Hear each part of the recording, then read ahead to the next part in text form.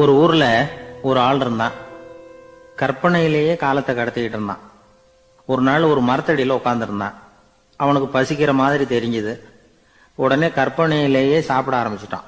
அதாவது எதிரில் இலை போட்டு சாப்பாடு போடப்பட்டிருக்கிறதாகவும் அதை இவன் சாப்பிட்றதாகவும் நினைச்சுக்கிட்டு கையை மட்டும் வாய்க்கும் தரைக்குமா அப்படியும் இப்படியும் கொண்டுகிட்டு போய் பாவனை பண்ணிக்கிட்டே இருக்கிறான். தூரத்துல இருந்து பாக்குறவங்களுக்கு இவன் ஏதோ பலமான விருந்து சாப்பிட்டுட்டு இருக்கிறான் அப்படின்னு தான் தோணும். அது மாதிரியே பண்ணிட்டு இருந்தான். அந்த வழியா ஒரு சன்னியாசி வந்துகிட்டு இருந்தார். இவனை பார்த்தார். என்ன இவன் இப்படி பண்ணிட்டு இருக்கிறானே அப்படின்னு நினைச்சாரு. கொஞ்ச நேரம் அவனையே உத்து பார்த்துக்கிட்டு இருந்தார். இவரை பார்த்ததும் அவன் இன்னமும் சுவாரஸ்யமா சாப்பிட ஆரம்பிச்சுட்டான். அப்பப்பா, என்ன இது, இந்த குழம்பு இவ்வளவு காரமா இருக்கு, என்னுடைய நாக்கே எரிஞ்சு போடும் போல இருக்க அப்படின்னு சொல்லிட்டு பக்கத்துல ஒரு குவளையை எடுத்து தண்ணி குடிக்கிறது மாதிரி பாவனை பண்றான். அப்பாடா, இப்போ கொஞ்சம் பரவாயில்ல அப்படின்னு சொல்லிட்டு குவளையை கீழே வைக்கிறது மாதிரி ஒரு பாவனை பண்றான். சன்னியாசி பார்த்தார். என்னப்பா, சாப்பாட்டுல காரம் அதிகமோ அப்படின்னார். ஆமா சுவாமி, ஞாபகம் மறதியில் கொஞ்சம் மிளகாய் அதிகமா சேர்த்துக்கிட்டேன் அப்படின்னா. சரி சாப்பிடு அப்படின்னு சொல்லிட்டார். அவன் சாப்பிட்டு முடிக்கிற வரைக்கும் பொறுமையா உட்காந்துருந்தார். அவன் அப்பாடா அப்படின்னு சொல்லிட்டு மறுபடியும் தண்ணியை எடுத்து குடிச்சான். எல்லாம் கற்பனையிலேயே. அதுக்கப்புறம் சன்னியாசி பேச ஆரம்பிச்சார். இதை பாருப்பா, உன்னுடைய கற்பனையை நான் மெச்சுறேன். இருந்தாலும் உன் சாப்பாட்டுல ஒரு இனிப்பையும் வச்சிருக்கலாமே, ஏன் மிளகாய அளவுக்கு அதிகமா போட்டுட்டு அவஸ்தைப்படுறேன் அப்படின்னார். அவன் யோசிக்க ஆரம்பிச்சான். அதுக்கப்புறம் இவர் சொன்னார், இதை பாருப்பா, இனிமேல உன்னுடைய கற்பனையும் உயர்ந்ததாக இருக்கட்டும் அப்படின்னு உபதேசம் பண்ணிவிட்டு போனார். எப்பவும் உயர்வை பத்தியே சிந்திக்கணும். உயர்வு கிடைக்கலன்னா கூட அப்படி சிந்திக்கிறத நிறுத்தப்படாது அப்படிங்கிறார் திருவள்ளுவர். உள்ளுவது எல்லாம் உயர் உள்ளல், மற்ற அது தள்ளினும் தள்ளாமை நீர்த்து. ஊக்கம் இல்லாம உலகத்துல வாழ்ந்து பிரயோஜனம் இல்லை. அதனால உயர்வாகவே சிந்திக்கணும். அது நம்மளை ஊக்கப்படுத்தும். இது பெரிய ஒரு வாக்கு. இந்த உலகத்துல கற்பனையிலேயே வாழ்கிற சில கஞ்சர்களும் உண்டு. அதாவது 2 கஞ்சர்கள், 2 பேரும் பக்கத்து பக்கத்து ஊர்ல இருந்தாங்க. பொங்கல் சமயம் ஒரு கஞ்சன் தன்னுடைய மகனை கூப்பிட்டான். இதோ பாருப்பா, பக்கத்து ஊர்ல என்னுடைய நண்பன் ஒருத்தன் இருக்கிறான். அவனுக்கு பொங்கல் பரிசு ஏதாவது கொடுக்கணும். நான் ஒரு 4 ஆட்டுக்குட்டியை தரேன், நீ கொண்டுகிட்டு போய் கொடுத்துட்டு வந்து விடுறியா அப்படின்னு கேட்டான். சரி, நான் புள்ள ஒரு பைய கையில் எடுத்துக்கோன்னா. அவன் எடுத்துக்கிட்டான். இந்த ஆட்டுக்குட்டி பிடிச்சிக்கோ அப்படின்னு சொல்லி ஒவ்வொன்னா போடுறேன் பார் அப்படின்னு சொல்லிட்டு 1 2 3 4 அப்படின்னு எண்ணிக்கிட்டே வெறும் சைகையாலேயே ஆட்டுக்குட்டியை பிடிச்சி போடுறது மாதிரி பாவனை பண்ணிட்டு இருக்கிறான். அவன் பிள்ளையும் அது ரொம்ப அக்கறையா வாங்கிக்கிறது மாதிரி வாங்கிட்டு அந்த பைய தூக்கிட்டு அடுத்த ஊருக்கு போறான். இவன் அங்க போய் சேர்ந்த நேரத்துல அந்த கஞ்சன் ஊர்ல இல்ல, எங்கேயோ வெளியில போயிருக்கிறான். அவனோட புள்ள மட்டும்தான் வீட்டுல இருந்தான். இவன் அவன்கிட்ட, இதை பாரு, எங்க அப்பா உங்க அப்பாவுக்கு ஆட்டுக்குட்டி கொடுத்து அனுப்பியிருக்கிறாரு, குடிச்சுக்கோ அப்படின்னு சொல்லி பாவனையிலேயே ஒவ்வொன்னா எடுத்து அவன்கிட்ட கொடுத்துட்டான். அவனும் வாங்கிட்டான் வாங்கறது மாதிரி. அப்புறம் சொன்னான், சரிப்பா, நானும் பதிலுக்கு ஏதாவது ஒன்னுகிட்ட கொடுக்கணும் இல்லையா, அதனால அந்த பைய புடி, ஒரு 10 எலுமிச்சம்பழம் தரேன், பதிலுக்கு அதை நீ எடுத்துட்டு போ அப்படின்னு சொல்லி கையாலேயே ஒவ்வொன்னா எடுத்து போடுறது மாதிரி பாவனை பண்ணிவிட்டான். அவனும் ரொம்ப நன்றி அப்படின்னு சொல்லிவிட்டு அதை வாங்கிட்டு போயிட்டான். கொஞ்ச நேரம் கழிச்சு வெளியில போயிருந்த அப்பங்காரன் திரும்பி வந்தான். புள்ள சொன்னான், அப்பா, உன்னோட நண்பர் அவருடைய மகன் மூலமா உனக்கு 6 ஆட்டுக்குட்டி கொடுத்து அனுப்பியிருந்தார். நானும் பதிலுக்கு ஒரு 10 எலுமிச்சம்பழம் கொடுத்து அனுப்பியிருக்கிறேன் அப்படின்னா. எப்படிடா கொடுத்தேன்னு கேட்டார் அப்பா. இப்படிதான் கொடுத்தேன்னு சொல்லி சைகையிலேயே காட்டினான். இதை பார்த்ததும் அப்பங்காரனுக்கு பயங்கரமா கோவம் வந்துட்டுது. பலார்னு அரைஞ்சுட்டான் பையனு. ஏன்பா அரைஞ்ச? 10 எலுமிச்சம்பழம் கொடுத்துட்டேனே அப்படிங்கிறதுக்காகவா அப்படின்னு கேட்டான். அது கூட பரவாயில்ல, நீ காட்டுற சைகையை பார்த்தா ஆரஞ்சு பழம் சைஸுக்கு இருக்குதே, அவ்வளவு பெருசா ஏன் கொடுத்த? அதுதான் எனக்கு கோபம் அப்படின்னா.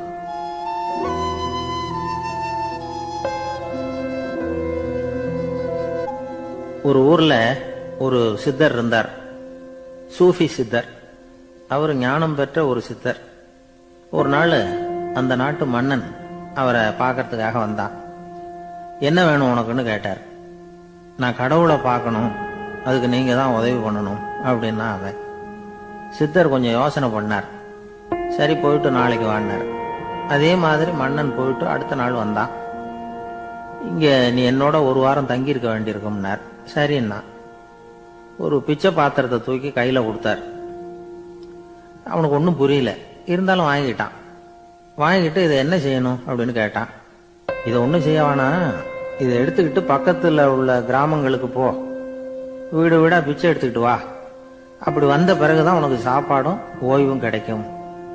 ஒரு வாரம் அப்படி செய், அதுக்கப்புறம் 8வது நாள் நாம கடவுளை பத்தி யோசிக்கலாம் அப்படின்னார்.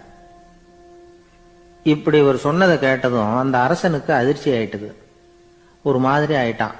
தன்னுடைய சொந்த நாட்டுல சொந்த குடிமக்கள் கிட்ட போய் பிச்சை எடுக்கிறதா அப்படின்னு யோசனை பண்ணி பார்த்தான். அதுக்கப்புறம் மெதுவா அவன் அந்த சித்தரை பார்த்தான்.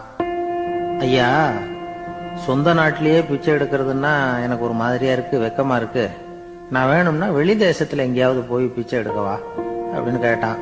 இதுக்கு அந்த சித்தர் ஒரு சம்மதிக்கல. இதோ பாரு, உன்னால பிச்சை எடுக்க முடியலன்னா பேசாம திரும்பி அரண்மனைக்கே போயிடு. அதுக்கப்புறம் கடவுளை பத்தி எல்லாம் பேசுறதுக்கு என்னை தேடிட்டு வரக்கூடாது அப்படின்னு விட்டாரு. மன்னன் தயங்கினான். இருந்தாலும் மனசை சரி பண்ணிட்டு சம்மதிச்சான். சரிங்க, ஒரு வாரம் இங்க தங்குறேன், நீங்க சொல்றது மாதிரி பக்கத்து கிராமங்களுக்கு போறேன், வீடு வீடா பிச்சை எடுக்கிறேன், வர்றேன் அப்படின்னா. ஒரு வாரம் தெரு தெருவா பிச்சை பாத்திரத்தோட அலைஞ்சான். சொந்த ஊர்ல சொந்த குடிமக்கள் கிட்ட பிச்சை எடுத்தான். 7 நாள் முடிஞ்சது. 8வது நாள் அந்த சித்தர் மன்னனை கூப்பிட்டார். இப்படி வாழ்னார். வந்தான். இனிமே நீ கடவுளை பத்தி என்கிட்ட கேட்கலாம்னார். இனிமே கேட்கறதுக்கு ஒண்ணுமே இல்லை சுவாமின்னா இவன். ஒரு வார காலம் பிச்சை எடுத்த பிறகுதான் கடவுளை காண முடியும் அப்படின்னு நான் கனவு கூட காணவில்லைன்னா. அப்படின்னா நீ பிச்சை எடுத்த காலத்துல அப்படி என்னதான் நடந்தது அப்படின்னு கேட்டார் அவரு. சுவாமி, ஒரு வார காலம் பிச்சை எடுத்ததுல என்னுடைய ஆணவம் அழிஞ்சுட்டுது. அது இப்ப இருக்கிற இடமே தெரியல. இப்ப அதை காணவே காணோம். பிச்சைக்காரனா இருந்தப்போ பெற்றதை மன்னனாக இருக்கும் போது பெற முடியாதுங்கிறத புரிஞ்சுக்கிட்டேன் அப்படின்னா மன்னன். அடக்கம் பிறந்தவுடன் தெய்வீக கதவுகள் திறந்து கொள்கின்றன அப்படிங்கிறார் ஓஷோ. நம்மால் ஒருத்தன் ஆணவம் அழியணுங்கிறதுக்காக ஒரு திருவோட்டை எடுத்துக்கிட்டு தெரு தெருவா பிச்சை எடுக்க ஆரம்பிச்சான். என்ன, தெய்வீக கதவுகள் திறந்துதா அப்படின்னு கேட்டார் ஒருத்தர். தெய்வீக கதவு திறக்கிறதுக்கு முன்னாடியே எங்க வீட்டு கதவு சாத்திக்கிட்டுதுன்னா. என்னடா சொல்றேன்னார்.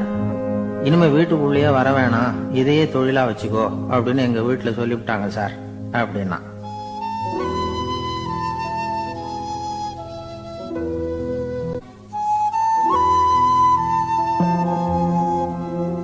ஒரு பள்ளிக்கூடம் வகுப்பு நடந்துகிட்டு இருக்கு.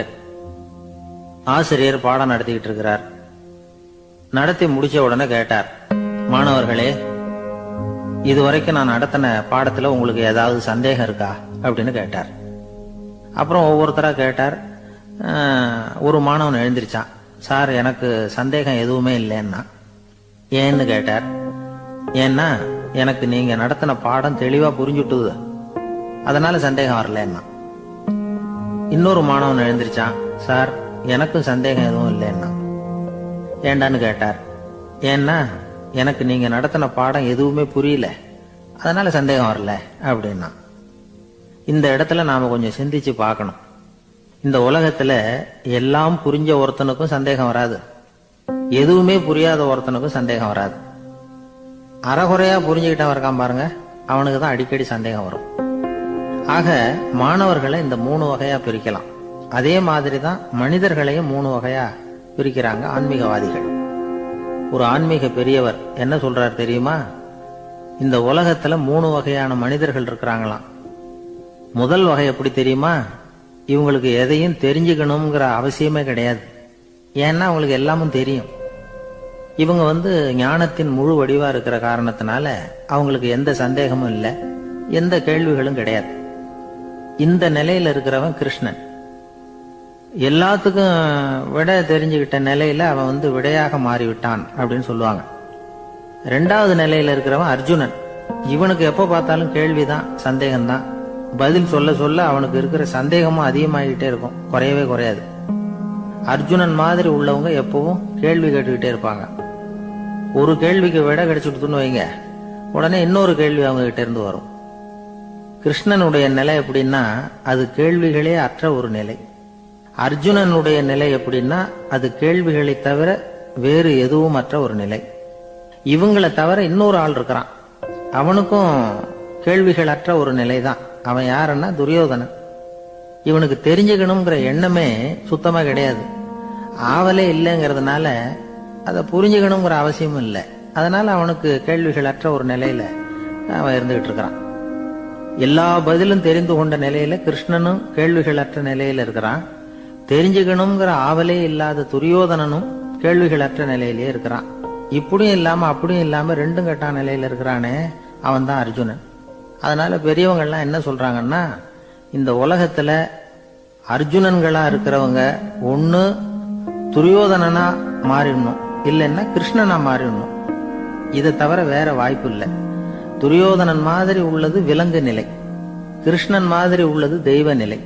அர்ஜுனன் விலங்காவும் ஆக முடியல, தெய்வமாவும் ஆக முடியல. இப்படி ரெண்டும் கெட்டானா இருக்கிற வரைக்கும் இந்த கேள்விகளும் பிரச்சனைகளும் இருந்துகிட்டே தான் இருக்கும். இதுதான் பெரியவர்கள் சொல்லுகிற அனுபவ உண்மை. ஒரு ஆசிரியர் ரொம்பவும் விரிவா விளக்கமா பாடம் நடத்தின பிறகு, மாணவர்களே ஏதாவது சந்தேகம் இருந்தா கேளுங்கன்னாராம். ஒரு மாணவன் எழுந்திருச்சான். சார், எனக்கு ஒரு சந்தேகம்னா. என்னன்னு கேட்டார். இது வரைக்கும் என்ன பாடம் சார் நடத்துனீங்க அப்படின்னா அந்த பையன்.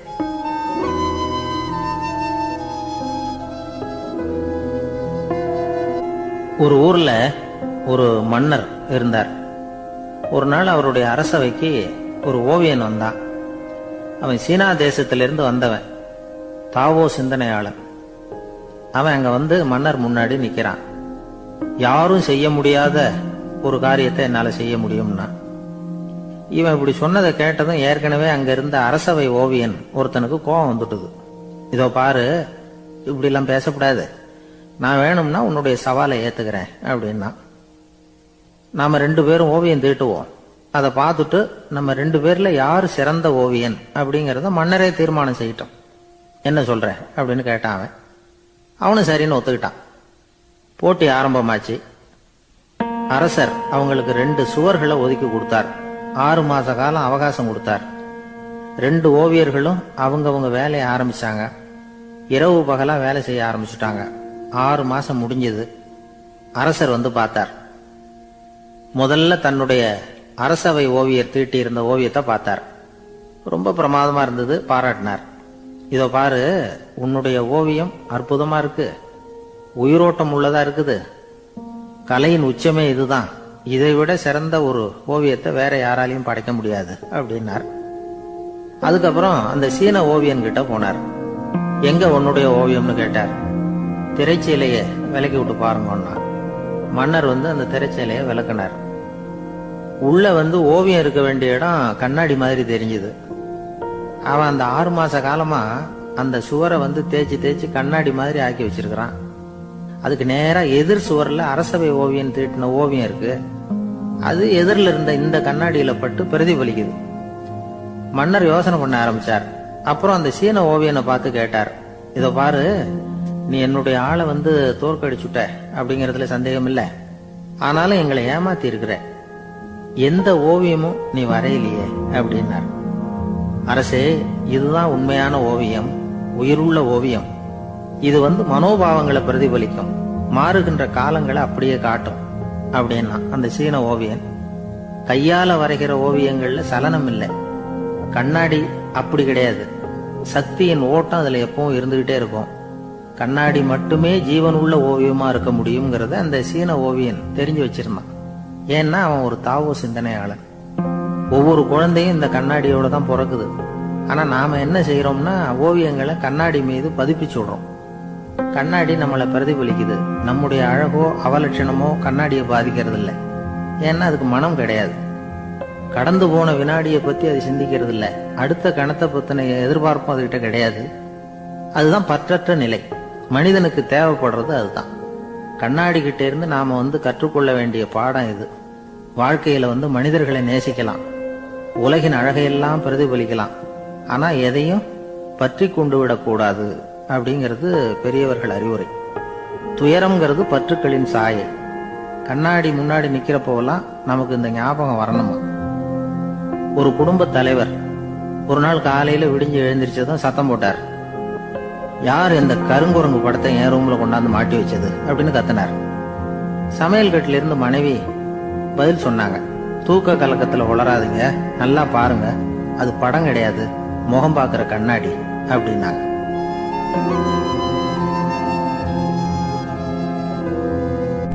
ஒரு ஆளு வேகமா நடந்து போய்கிட்டு இருந்தான். அவன் வேகமா நடக்கிறதுக்கு காரணம் வெயில் காலம், காலில் செருப்பு இல்லை, மணல் பாதை, அதுதான் வேகம். காலில் செருப்பும் இல்லாம கையில குடையும் இல்லாம அந்த ஆளு வெயில்ல நடந்து போய்கிட்டு இருக்கிறான். அந்த சமயத்துல இன்னொருத்தன் குதிரை மேல ஏறி அந்த வழியா வந்துகிட்டு இருக்கிறான். அவன் காலில் செருப்பும் இருந்தது, கையில குடையும் இருந்தது.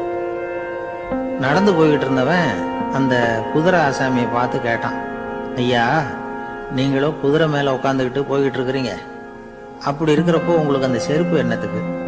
அதை எனக்கு கொடுத்து உதவலாமே அப்படின்னா. குதிரை மேல உட்காந்துருந்தவன் யோசனை பண்ணி பார்த்தான். இவன் சொல்றது நியாயம்தானே அப்படின்னு சொல்லி தன்னுடைய செருப்பை கழட்டி அந்த வழிபோக்கனுக்கு கொடுத்துட்டான். ரொம்ப நல்லதுங்க அப்படின்னு சொல்லி இவன் அதை வாங்கி காலில் மாட்டிக்கிட்டான். அதுக்கப்புறம் மறுபடியும் இவன் ஆரம்பிச்சான், ஐயா, நீங்க குதிரையில போறதுனால போக வேண்டிய இடத்துக்கு வேகமா போய் சேர்ந்துருவீங்க, அதனால உங்க கையில அந்த குடை என்னத்துக்கு? நான் நடந்து போயிட்டு இருக்கிறவன் ரொம்ப நேரம் நடக்க வேண்டியிருக்கும் இந்த வெயில்ல, அதனால அந்த கொடையையும் எனக்கு கொடுங்களேன் அப்படின்னா. குதிரை வீரன் யோசனை பண்ணி பார்த்தான், இதுவும் நியாயம்தானே அப்படின்னு அவனுக்கு தோணுச்சு. உடனே இறக்கப்பட்டு தன் காலில் இருந்த செருப்பை கொடுத்தது மாதிரியே தன் கையில் இருந்த கொடையையும் இவங்கிட்ட கொடுத்துட்டான். அதுக்கப்புறம் அவன் நிம்மதியா புறப்பட்டான். இப்ப மறுபடியும் கை தட்டி அவனை நிறுத்தினான். கீழே நின்றுட்டு இருந்தவன், என்னப்பா, ஏன் என்ன நிறுத்தின? இன்னும் ஏதாவது வேணுமா உனக்கு அப்படின்னா குதிரையில இருந்தவன். இவன் மெதுவா வாயை திறந்து, அந்த குதிரையையும் என்கிட்ட கொடுத்துருங்களேன்னா. அந்த குதிரை வீரன் இப்போ ஒரு கணம் யோசனை பண்ணி பார்த்தான். உடனே என்ன பண்ணான் தெரியுமா? தன்கிட்ட இருந்த குதிரை சவுக்கை எடுத்தான். குதிரை சவுக்கால அந்த ஆளை வாங்குவாங்கன்னு வீசி தள்ளிவிட்டான். இவ்வளவு சவுக்கடியும் வாங்கிட்டு இந்த ஆள் என்ன பண்ணான் தெரியுமா? சிரிக்கிறான். அடி வாங்கிட்டு யாராவது சிரிப்பாங்களா? குதிரை வீரனுக்கு ஒன்றும் புரியல. என்னப்பா அது, ஏன் இப்படி அடி வாங்கிட்டு இப்படி சிரிக்கிறியே அப்படின்னு கேட்டான்.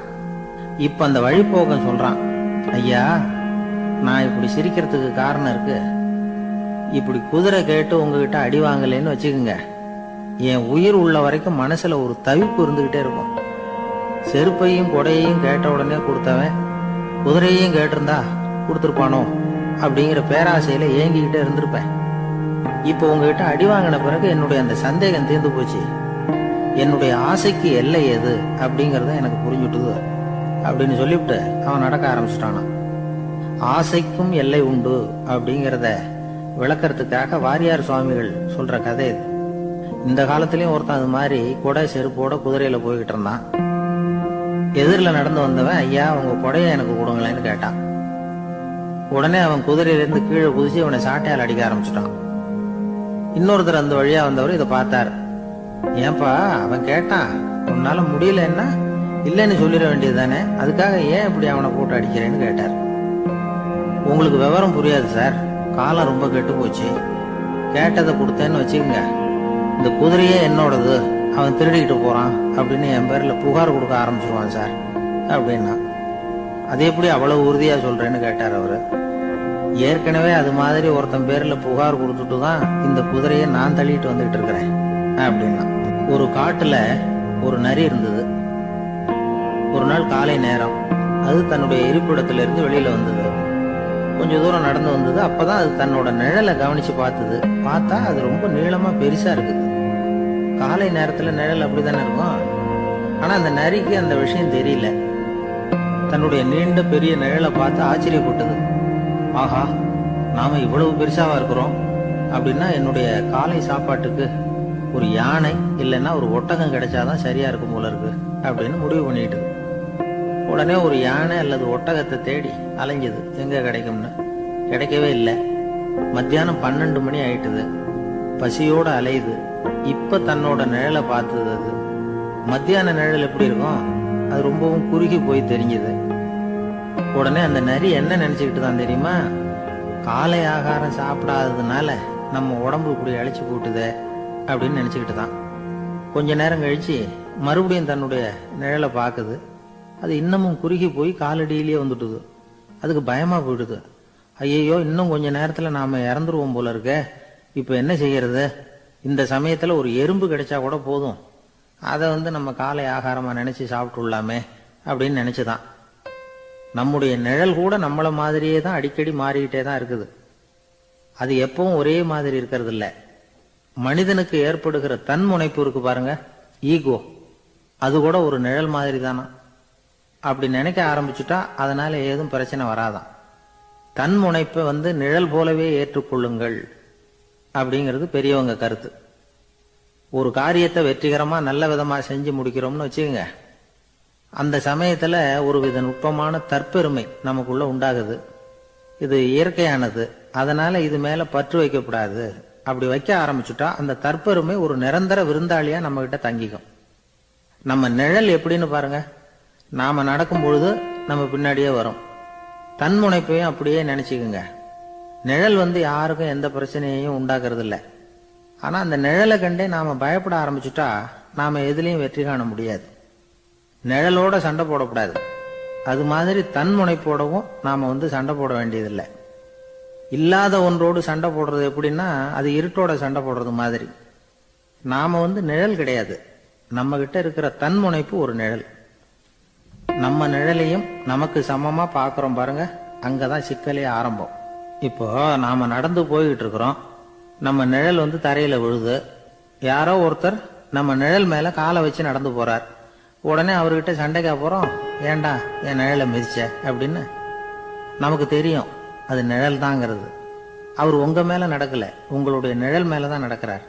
அது மாதிரி உங்க தன்முனைப்பின் மேல யாராவது நடந்தா உங்களை அவமானப்படுத்துறதா நினைக்கிறீங்க.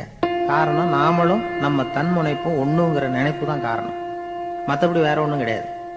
நம்ம நிழல் மேல நடக்கிறவர் நம்மளை காயப்படுத்துறது இல்லை. தன்முனைப்பை வேண்டாத ஒன்னாவும் பார்க்க வேண்டியதில்லை. அது இயற்கை. நிழலை உங்க முன்னாடி வைக்க வேணாம், அது உங்க பின்னாடியே இருக்கட்டும். நிழலின் நிழலாகி விடாதீர்கள், நீங்கள் நீங்களாகவே இருங்கள். இதுதான் சான்றோர் சிந்தனை. ஒரு பேருந்துல ஒரே நெரிசல். ஒருத்தர் பக்கத்துல நின்றுகிட்டு இருந்தவர்கிட்ட ரொம்ப பணிவா விசாரிச்சார், ஏன் சார் நீங்க ஏதாவது பெரிய உத்தியோகத்துல இருக்கிறீங்களா அப்படின்னார். அப்படிலாம் ஒண்ணும் இல்லைங்கன்னார் அவரு. அப்படின்னா வேற ஏதாவது அரசியல்ல பெரிய பதவியில் இருக்கிறீங்களா அப்படின்னு கேட்டார். அதுவும் இல்லைங்கன்னார். சரி, பணமாவது அதிகமா வச்சிருக்கீங்களா அப்படின்னு கேட்டார். அப்படிலாம் ஒன்றும் கிடையாது சார்னார் அவரு. அப்புறம் எதுக்குடா என் காலை மிதிச்சுக்கிட்டு இருக்கிற, இடரா காலை அப்படின்னாராம் இவர். ஒரு ரயில் வேகமா போயிட்டு இருக்கு. அது ஒரு ரயில்வே ஸ்டேஷன்ல கொஞ்ச நேரம் நின்னுது. அப்போ அதுல ஒரு ஆள் ஏறினார். தலையில ஒரு மூட்டையை வச்சிருந்தார். மூட்டையை தலையில சுமந்துக்கிட்டே உள்ள வந்தாரு. மூட்டையை தலையில சுமந்துக்கிட்டே ஒரு இடத்துல உட்கார்ந்தார். ரயில் மறுபடியும் புறப்பட்டது. இவர் தன் தலையில இருந்த மூட்டைய கீழே இறக்கி வைக்கணும்ல, வைக்கல, சுமந்துகிட்டே வர்றார். எதிரில் உட்கார்ந்துருந்தவர் கேட்டார், ஏங்க ஏன் இப்படியே உட்கார்ந்துருக்கிறீங்க தலையில மூட்டையை வச்சுக்கிட்டு, மூட்டையை கீழே இறக்கி வைக்கலாமே அப்படின்னார். வேணாங்க, பாவம், தலையில இருக்கிற மூட்டையை இறக்கி ரயில்ல வச்சா ரயிலுக்கு பாரம் அதிகமா இருக்கும் அப்படின்னார் அவரு. இப்படி ஒரு ஆளை பார்த்தா நமக்கு சிரிப்பு தான் வரும். ஏன்னா ரயிலுங்கிறது அந்த மூட்டையையும் சேர்த்து சுமந்துக்கிட்டு தான் போகுது. அவன் அந்த மூட்டையை தலையில வச்சிருந்தாலும் ஒண்ணுதான், தரையில வச்சிருந்தாலும் ஒண்ணுதான். அதனால ரயிலுக்கு எந்த மாற்றமும் ஏற்பட போறதில்லை.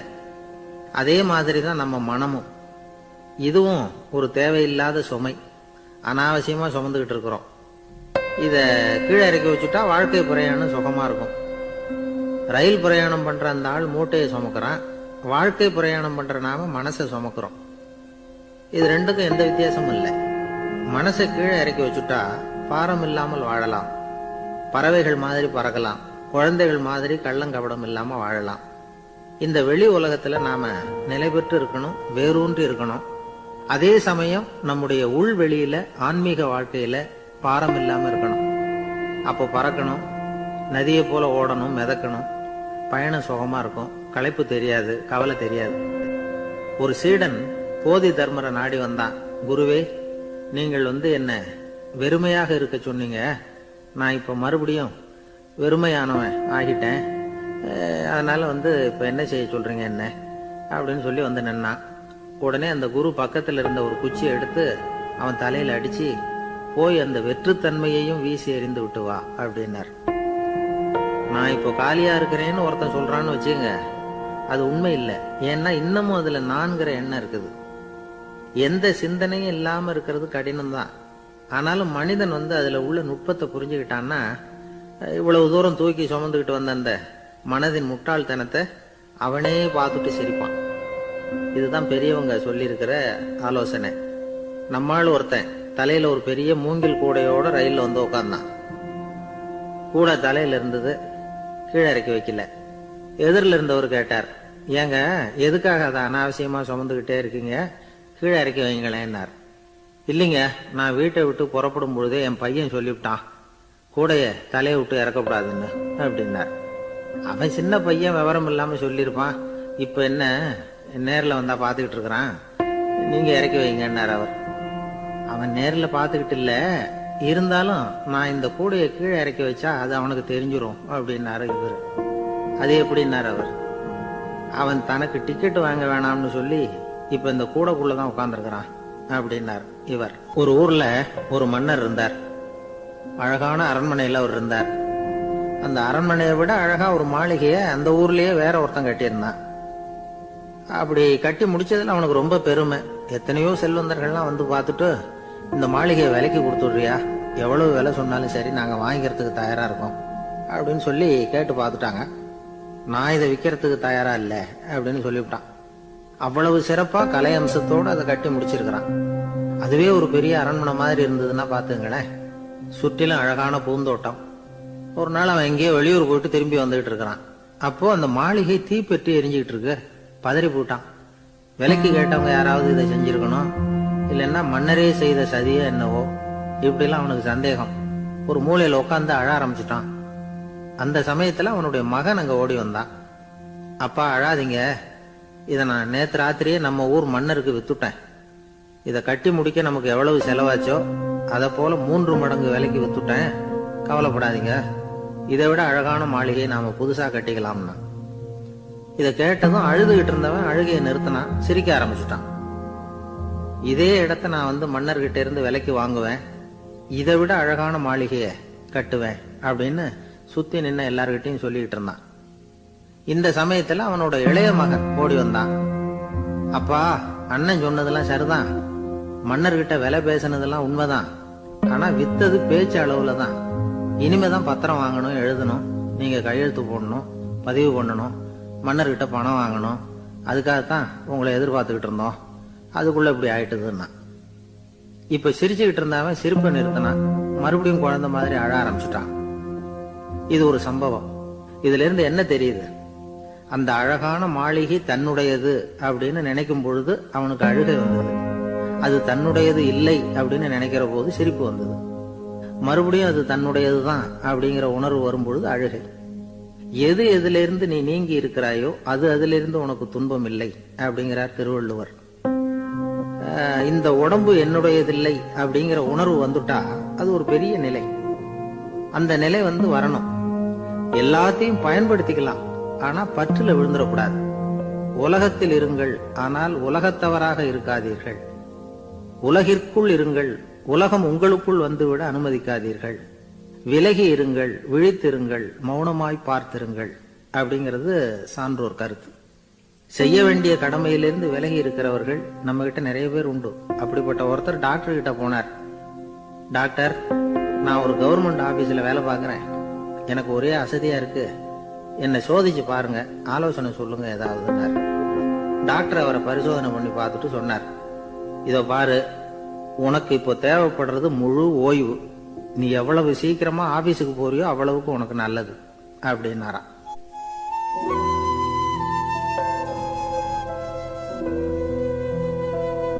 எனக்கு தெரிஞ்ச ஒருத்தர் இருக்கார். அவரு ஒரு பெரிய காவல்துறை அதிகாரி, ரொம்ப கண்டிப்பானவர். அவரை கண்டாவே எல்லாரும் பயப்படுவாங்க. அப்படிப்பட்டவர் வீட்டுக்கு போனா அப்படியே அடியோட மாறிடுவார். அங்க போய் பாத்தீங்கன்னா குழந்தைகளோட குழந்தையா அவர் விளையாடிக்கிட்டு இருப்பார். அலுவலக சமயத்துல பாத்தீங்கன்னா குதிரை முதுகுல அவர் உட்கார்ந்துருப்பார். வீட்டுல பாத்தீங்கன்னா அவரு முதுகுல குழந்தை உட்கார்ந்துருக்கும். அவரு குதிரை மாதிரி போயிட்டு இருப்பார். இது எப்படிங்க முடியுது உங்களால அப்படின்னு கேட்டாங்க. அது ஒண்ணுமில்ல, இங்க வீட்டுக்கு வந்த உடனே என்னோட மனசை தனியா எடுத்து வச்சிருவேன் அப்படின்னார். அது என்னங்க உங்க சட்ட பயிலியா இருக்குது மனசு, அது தனியா எடுத்து வைக்கிறதுக்கு அப்படின்னு கேட்டாங்க. அப்படி இல்லைங்க, இது ஒரு பயிற்சி, மனப்பயிற்சி, அவ்வளவுதான் அப்படின்னார். இப்படி சமயம் பார்த்து மனசை தனியா வச்சுட தெரிஞ்சவங்க வாழ்க்கையில எப்பவும் உற்சாகமா இருப்பாங்க அப்படிங்கிறது பெரியவங்க கருத்து. ஒரு டாக்டர் ஆஸ்பத்திரியில் இருக்கிற வரைக்கும் டாக்டரா இருக்கலாம், அவர் மனைவிட்டையும் அவர் டாக்டரா இருக்க வேண்டிய அவசியம் இல்லை. ஒரு வக்கீல் கோர்ட்ல இருக்கிற வரைக்கும் வக்கீலா இருக்கலாம், வீட்டுக்கு வந்ததுக்கு அப்புறமும் வக்கீலா இருக்க வேண்டிய அவசியம் கிடையாது. வீட்டுல குழந்தைகள் கிட்ட விளையாடும் பொழுதும் அதுகள் கிட்ட ஃபீஸ் கேட்டுட்டு இருக்க கூடாது. நாம எப்படி இருக்கணும்னு பெரியவங்க சொல்றாங்கன்னா, மனசோட சேரக்கூடாதான். அப்படி சேராம வாழ்க்கையை கவனிக்கணுமா. மனசை அப்படியே தனியா எடுத்து பக்கத்துல வச்சுடணும். அப்படின்னா அதை அப்படியே தூக்கி எறிஞ்சுடு அப்படின்னு அர்த்தம் இல்லை. ஏன்னா மனசுங்கிறது நமக்கு உபயோகப்படக்கூடிய ஒண்ணுதான். எப்ப அது தேவையோ அப்பப்போ எடுத்து உபயோகப்படுத்திக்கணும். தேவைப்படுறப்போ எடுத்து கண்ணாடியை மாட்டிக்கிறோம்ல, படிக்கும் பொழுது கண்ணாடி தேவைப்படுது, எடுத்து மாட்டிக்கிறோம் இல்லையா, அது மாதிரி கணக்கு போடுறதுக்கு மனசு தேவை. கடைக்கு போய் ஒரு பொருள் வாங்குறோம், காசு கொடுக்குறோம், மீதி சில்லறை சரியா இருக்கா அப்படின்னு எண்ணி பார்த்து வாங்க வேண்டியிருக்கு. அந்த சமயத்துல மனசை எடுத்து தனியா வச்சுட்டேன் அப்படின்னு சொல்லிட்டு இருக்க கூடாது. பரீட்சைக்கு படிக்க வேண்டியிருக்குது, படிச்சதையெல்லாம் அப்படியே நினைவில் வச்சுக்க வேண்டியிருக்கு, அந்த சமயத்துல மனசை தூக்கி எறிஞ்சுட்டேன் சார் அப்படின்னு சொல்லிட்டு இருக்க கூடாது. அப்படி சொன்னா பரீட்சை நம்மளை தூக்கி எறிஞ்சிடும். அதனால தேவைப்படுறப்போ மனசை உபயோகப்படுத்தணும், தேவையில்லாதப்போ அது தனியா ஓய்வு எடுத்துக்க விட்டுடணும். இப்படி நாம பழக்கப்படுத்திக்கிட்டா வாழ்க்கைங்கிறது நமக்கு புதுசா தெரியுமா. மனசுக்கும் ஒரு சக்தி கிடைக்கும். எந்திரங்களுக்கு ஓய்வு கொடுக்கற மாதிரி மனசுக்கும் ஓய்வு கொடுக்கணும், இல்லைன்னா அது களைச்சு போயிடும். குழந்தைகள் மனசை சுமந்துகிட்டு இருக்கிறது இல்ல, இது முதியவர்கள் குழந்தைகள் கிட்டே இருந்து கத்துக்க வேண்டிய ஒரு பாடம். ஆனாலும் இந்த கால குழந்தைகள் கிட்ட ரொம்ப எச்சரிக்கையா இருக்க வேண்டியிருக்கு. ஒரு தாத்தாவும் பேரனும் விளையாடிக்கிட்டு இருக்கிறாங்க. தாத்தா, எனக்கு சைக்கிள் ஓட்ட கத்து கொடு அப்படிங்கிறான் பேரன். சைக்கிள் உயரம் கூட இல்ல, அதுக்குள்ள சைக்கிள் ஓட்டணுமா அப்படின்னாரு தாத்தா. ஏன் தாத்தா, ரயில் ஓட்டுறாரே, அவர் என்ன ரயில் நீளமா இருக்கார் அப்படின்னு கேட்டானா அந்த பையன்.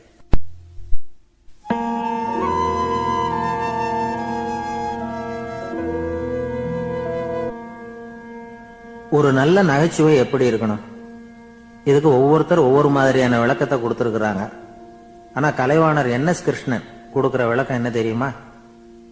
நகைச்சுவைங்கிறது அடுத்தவங்களுக்கு துன்பம் கொடுக்காம இருக்கணும், அடுத்தவங்க மனசை புண்படுத்தக்கூடாது, அதுதான் சிறந்த நகைச்சுவை அப்படிங்கிறார்.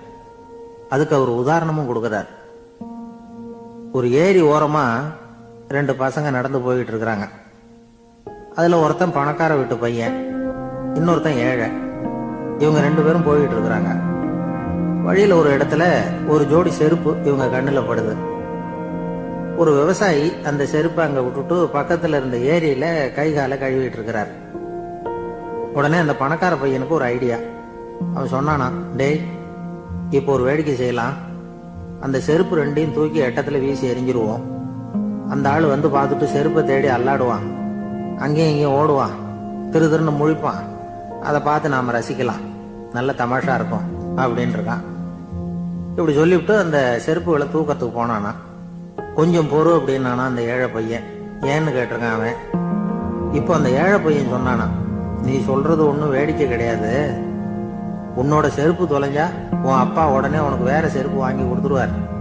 ஆனா அந்த ஆளுக்கு இந்த செருப்பு தொலைஞ்சதுன்னா வேற புதுசா வாங்கறதுக்கு வாயையும் வயத்தையும் கட்டி பணத்தை சேர்க்க வேண்டியிருக்கும்.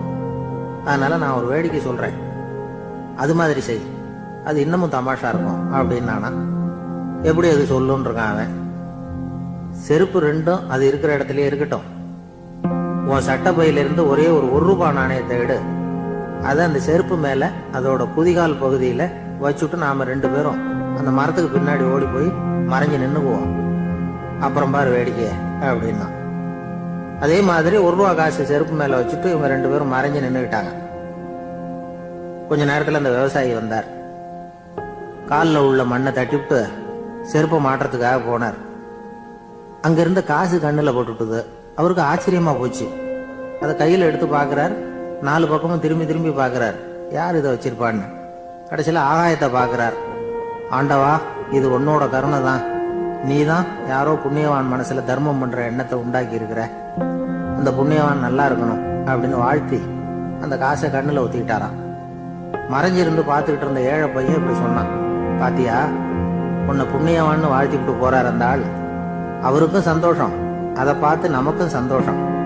உனக்கு 1 ரூபாங்கிறது ஒரு பெரிய விஷயம் இல்லை, ஆனா அதனால நமக்கு கிடைச்சிருக்கிற மகிழ்ச்சி ரொம்ப உயர்வானது அப்படின்னு நானா. வேடிக்கையும் கிண்டலும் இது மாதிரி அடுத்தவங்களுக்கு இடைஞ்சலா இல்லாம இருக்கணும் அப்படிங்கிறார் கலைவாணர். ஆனா பாருங்க, அவருக்கே இடைஞ்சலா வர்ற விஷயங்களை கூட அவர் வேடிக்கையா தான் எடுத்துக்கிட்டாராம். ஒரு தடவை ஒருத்தர் கலைவாணர்கிட்ட வந்து, ஐயா என் குழந்தை செத்து போச்சு அப்படின்னு சொல்லி அழுதாராம். உடனே இவர் அவருக்கு 100 ரூபா பணத்தை கொடுத்து, இந்தாங்க அடக்கம் செய்யுங்க அப்படின்னு சொல்லி அனுப்பி வச்சாராம். 1 வருஷம் கழிச்சு மறுபடியும் அதே ஆள் வந்திருக்கார். இவர் மறந்துருப்பாருங்கிற நினைப்புல, அண்ணே என் குழந்தை இறந்து போச்சுண்ணே அப்படின்னாராம். இவர் மறுபடியும் 100 ரூபாய் கொடுத்து ஆறுதல் சொல்லி அனுப்பி வச்சாராம். 7-8 மாசம் கழிச்சு மறுபடியும் அதே ஆள் வந்திருக்கார். அவர் வாயை திறக்கிறதுக்கு முன்னாடியே இவர் 100 ரூபாய் அவர் கையில வச்சு, போன 2 தடவை தான் குழந்தை செத்து போச்சு, இந்த தடவையாவது அதை சாகாம காப்பாத்தி விடு அப்படின்னு சொல்லி அனுப்பி வச்சாராம். அதுக்கப்புறம் அந்த ஆள் வர்றதே இல்லையா. ஒரு ஊர்ல ஒரு ஆள் இருந்தான், தையல் கடை வச்சிருந்தான். அவன்கிட்ட ஒருத்தன் ஒரு சட்டை துணி எடுத்து கொடுத்து தைக்க சொல்லியிருந்தான். வர்ற சனிக்கிழமை வா, வந்து வாங்கிட்டு போ அப்படின்னு அவன் சொல்லியிருந்தான். அதே மாதிரி அவன் வந்தான். அவன் தச்சு வச்சிருந்த சட்டையை கொடுத்தான். இவன் வாங்கி அங்கேயே போட்டு பார்த்தான். கை நீளம் ஒண்ணுக்கு ஒண்ணு வித்தியாசமா இருந்தது. வலது கை இடது பக்கத்தை விட நீளம் குறைச்சலா இருந்தது. இவன் முணுமுணுக்க ஆரம்பிச்சிட்டான், என்ன இது இப்படி தச்சு விட்டிய அப்படின்னு. இதுக்கு அவன் சொன்னான், ஐயா இதுக்காகவா சங்கடப்படுறீங்க, வலது கையை மட்டும் கொஞ்சம் உள்ள இழுத்தாப்புல வச்சுக்கிட்டீங்கன்னா சரியா போடும். மற்றபடி அந்த சட்டையில உள்ள கலை அம்சத்தை கவனிங்க, எவ்வளவு அற்புதமா தைச்சிருக்கேன் பாருங்க. ஒரு சின்ன குறைய பொருட்படுத்தாதீங்க. நான் சொன்னது மாதிரி கையை கொஞ்சம் உள்ள இழுத்து வச்சுக்கிட்டு நீங்க பாட்டுக்கு நடந்து போங்க, ஜோரா இருக்கும் அப்படின்னா. அவனும் யோசனை பண்ணி பார்த்தான். சரியான யோசனையா தான் தோணுச்சு. கொஞ்சம் முயற்சி பண்ணி வலது கையை உள்ள இழுத்து சட்டை சரியா இருக்கிறது மாதிரி பண்ணிட்டான். இப்போ மறுபடியும் ஒரு பிரச்சனை. வலது கையை உள்ள இழுத்த மாதிரி வச்சுக்கிட்டதும் முதுகு பக்கம் கொஞ்சம் துணி தளர்ந்து தொங்குறது மாதிரி ஆயிட்டுது. என்ன இது முதுகு பக்கம் துணி குவிஞ்சுட்டுதே, அப்படியே தொங்குறது மாதிரி இருக்க அப்படின்னு அவன் மறுபடியும் ஆரம்பிச்சான். ஐயா இதுக்காகவா கவலைப்படுறீங்க, உடம்பு அதுக்கு தகுந்த மாதிரி கொஞ்சம் வளைச்சுக்கிட்டா போச்சு. இதுக்காக அந்த அழகான தையலை பிரிச்சு அதுல உள்ள கலை அம்சத்தை கெடுக்கிறதுக்கு என் மனசு இடம் கொடுக்கல. எவ்வளவுக்கு தளர்த்தியா இருக்கோ அவ்வளவுக்கு கொஞ்சம் உடம்ப வளைச்சி அப்படியே வச்சுங்க, சரியா போடும் அப்படின்னா. இதுவும் நல்ல யோசனையா போடுது அப்படின்னு நினைச்சான் அவன். சரின்னு சொல்லிவிட்டு புறப்பட்டான். தெருவில் இறங்கினான். கையை கொஞ்சம் உள்ள இழுத்தான், உடம்ப கொஞ்சம் வளைச்சி வச்சுக்கிட்டான், சட்டைக்கு தகுந்த மாதிரி பண்ணிட்டான். அப்படியே மெதுவா நடந்து போனான்.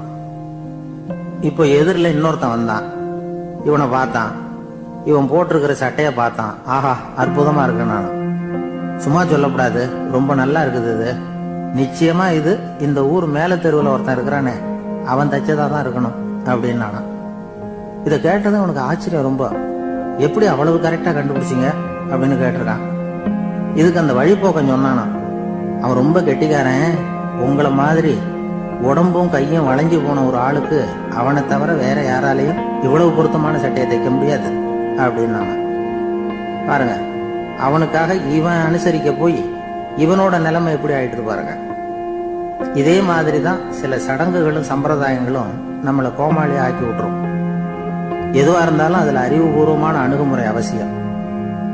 ஒரு நர்ஸ் அவசரமா ஓடி வந்து டாக்டர் கிட்ட சொல்லிச்சான், டாக்டர் ஒரு தப்பு நடந்து போச்சு. 10ஆம் நம்பர் பெட்ல இருக்கிற பேஷண்ட்டுக்கு காலில் ஆபரேஷன் பண்றதுக்கு பதிலா கையில் ஆபரேஷன் பண்ணிவிட்டீங்க. கையை ஆபரேஷன் பண்ண வேண்டிய ஆள் 7ஆம் நம்பர் பெட்ல இருக்கார் அப்படின்னு தான். இதுக்கு அவர் பதட்டப்படாம சொன்னாராம், பரவாயில்ல இவரை தூக்கி 7ஆம் நம்பர் பெட்ல போட்டுரும் அப்படின்னாராம்.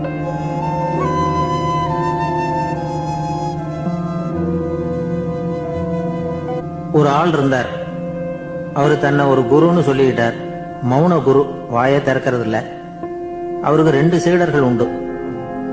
இவங்க தான் வர்றவங்க கிட்ட பேசுவாங்க, விளக்கம் கொடுப்பாங்க. ஒரு நாள் இந்த சீடர்கள் 2 பேரும் எங்கேயோ வெளியில போயிட்டாங்க. அந்த நேரம் பார்த்து ஒருத்தர் அங்க வந்தார். குரு கிட்ட போனார். குருவே, புத்தர்னா என்ன அப்படின்னு கேட்டார். குருவுக்கு ஒன்னும் புரியல. அவர் உண்மையான குருவா இருந்தாவில புரியும். திருன்னு முழிக்க ஆரம்பிச்சார். இந்த நேரம் பார்த்து இந்த சீடர்களும் எங்கேயோ போயிட்டாங்களே, என்ன பண்றது, உதவிக்கு யாராவது கிடைக்க மாட்டாங்களா அப்படின்னு அப்படியே சுற்றுமுற்றும் பார்த்தார். வந்தவர் இதை கவனிச்சார். ஏதோ புரிஞ்சுக்கிட்டவர் மாதிரி அடுத்த கேள்வியை கேட்டார். தர்மம்னா என்ன சுவாமி அப்படின்னார். குருவுக்கு ரொம்ப சங்கடமா போச்சு. நம்ம நிலைமை இப்படி ஆயிட்டுதே, இக்கட்டில் விட்டுட்டு போயிட்டாங்களே, எங்கேயோ இப்படி மாட்டிக்கிட்டோமே அப்படின்னு சொல்லி விட்டத்தை பார்த்தாராம். அப்புறம் குனிஞ்சு தரைய பார்த்தார். அப்படியே உட்காந்துட்டார். வந்தவர் உடனே அடுத்த கேள்விக்கு போயிட்டாராம். தியானம்னா என்ன சுவாமின்னாராம். பாவம் என்ன பண்ணுவார் அந்த குரு, பேசாம கண்ணை கெட்டியா மூடிக்கிட்டார். இது ஏதடா வம்பா போச்சுன்னு. இவர் இப்படி பண்ணா கூட வந்தவர் சளைக்கல. இன்னொரு கேள்வியும் கேட்டார். ஆசீர்வாதம்னா என்னன்னாராம். இவர் பார்த்தார். இப்படியே போனா இவர் கேள்வி கேட்கறத நிறுத்த மாட்டார்னு நினைச்சுக்கிட்டு எனக்கு ஒண்ணுமே தெரியாதுங்கிற பாவனையில 2 கையையும் விரிச்சு காட்டினாராம். வந்தவர் முகத்துல மகிழ்ச்சி, மன நிறைவு, ஏதோ எல்லாம் புரிஞ்சுக்கிட்ட ஒரு மாதிரி அங்கிருந்து புறப்பட்டு போனார். வழியில அந்த குருவோட சீடர்கள் 2 பேரையும் சந்திச்சார்.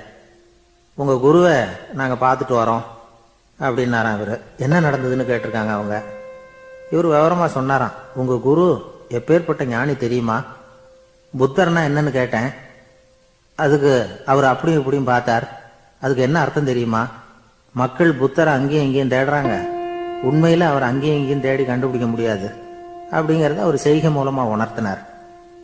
அதுக்கப்புறம் தர்மம்னா என்னன்னு கேட்டேன். ஒரு மேலையும் கீழையும் பார்த்து தர்மம் சமமானது, அதுல உயர்வு தாழ்வு இல்லை அப்படிங்கறத உணர்த்தினார். அதுக்கப்புறம் தியானம்னா என்னன்னு கேட்டேன். கண்ணை மூடிக்கிட்டார். கண்ணை மூடி காணும் அற்புதம் அதுங்கிறத புரிஞ்சுக்கிட்டேன். கடைசியா ஆசீர்வதிக்கப்படுறது பத்தி கேட்டேன். கைகளை நீட்டி உதவுறது தான் அது அப்படிங்கறத 2 கையையும் விரிச்சு உணர்த்தினார். எவ்வளவு பெரிய மகான் அவரு அப்படின்னு சொல்லிவிட்டு அவர் பாட்டுக்கு போயிட்டார். சீடர்கள் அதுக்கப்புறம் மெதுவா குரு கிட்ட வந்து சேர்ந்தாங்களாம். அவங்கள பார்த்ததும் குருவுக்கு கோபம் வந்துட்டுது. அடே பாவிகளா, எங்கடா போய் தொலைஞ்சிங்க?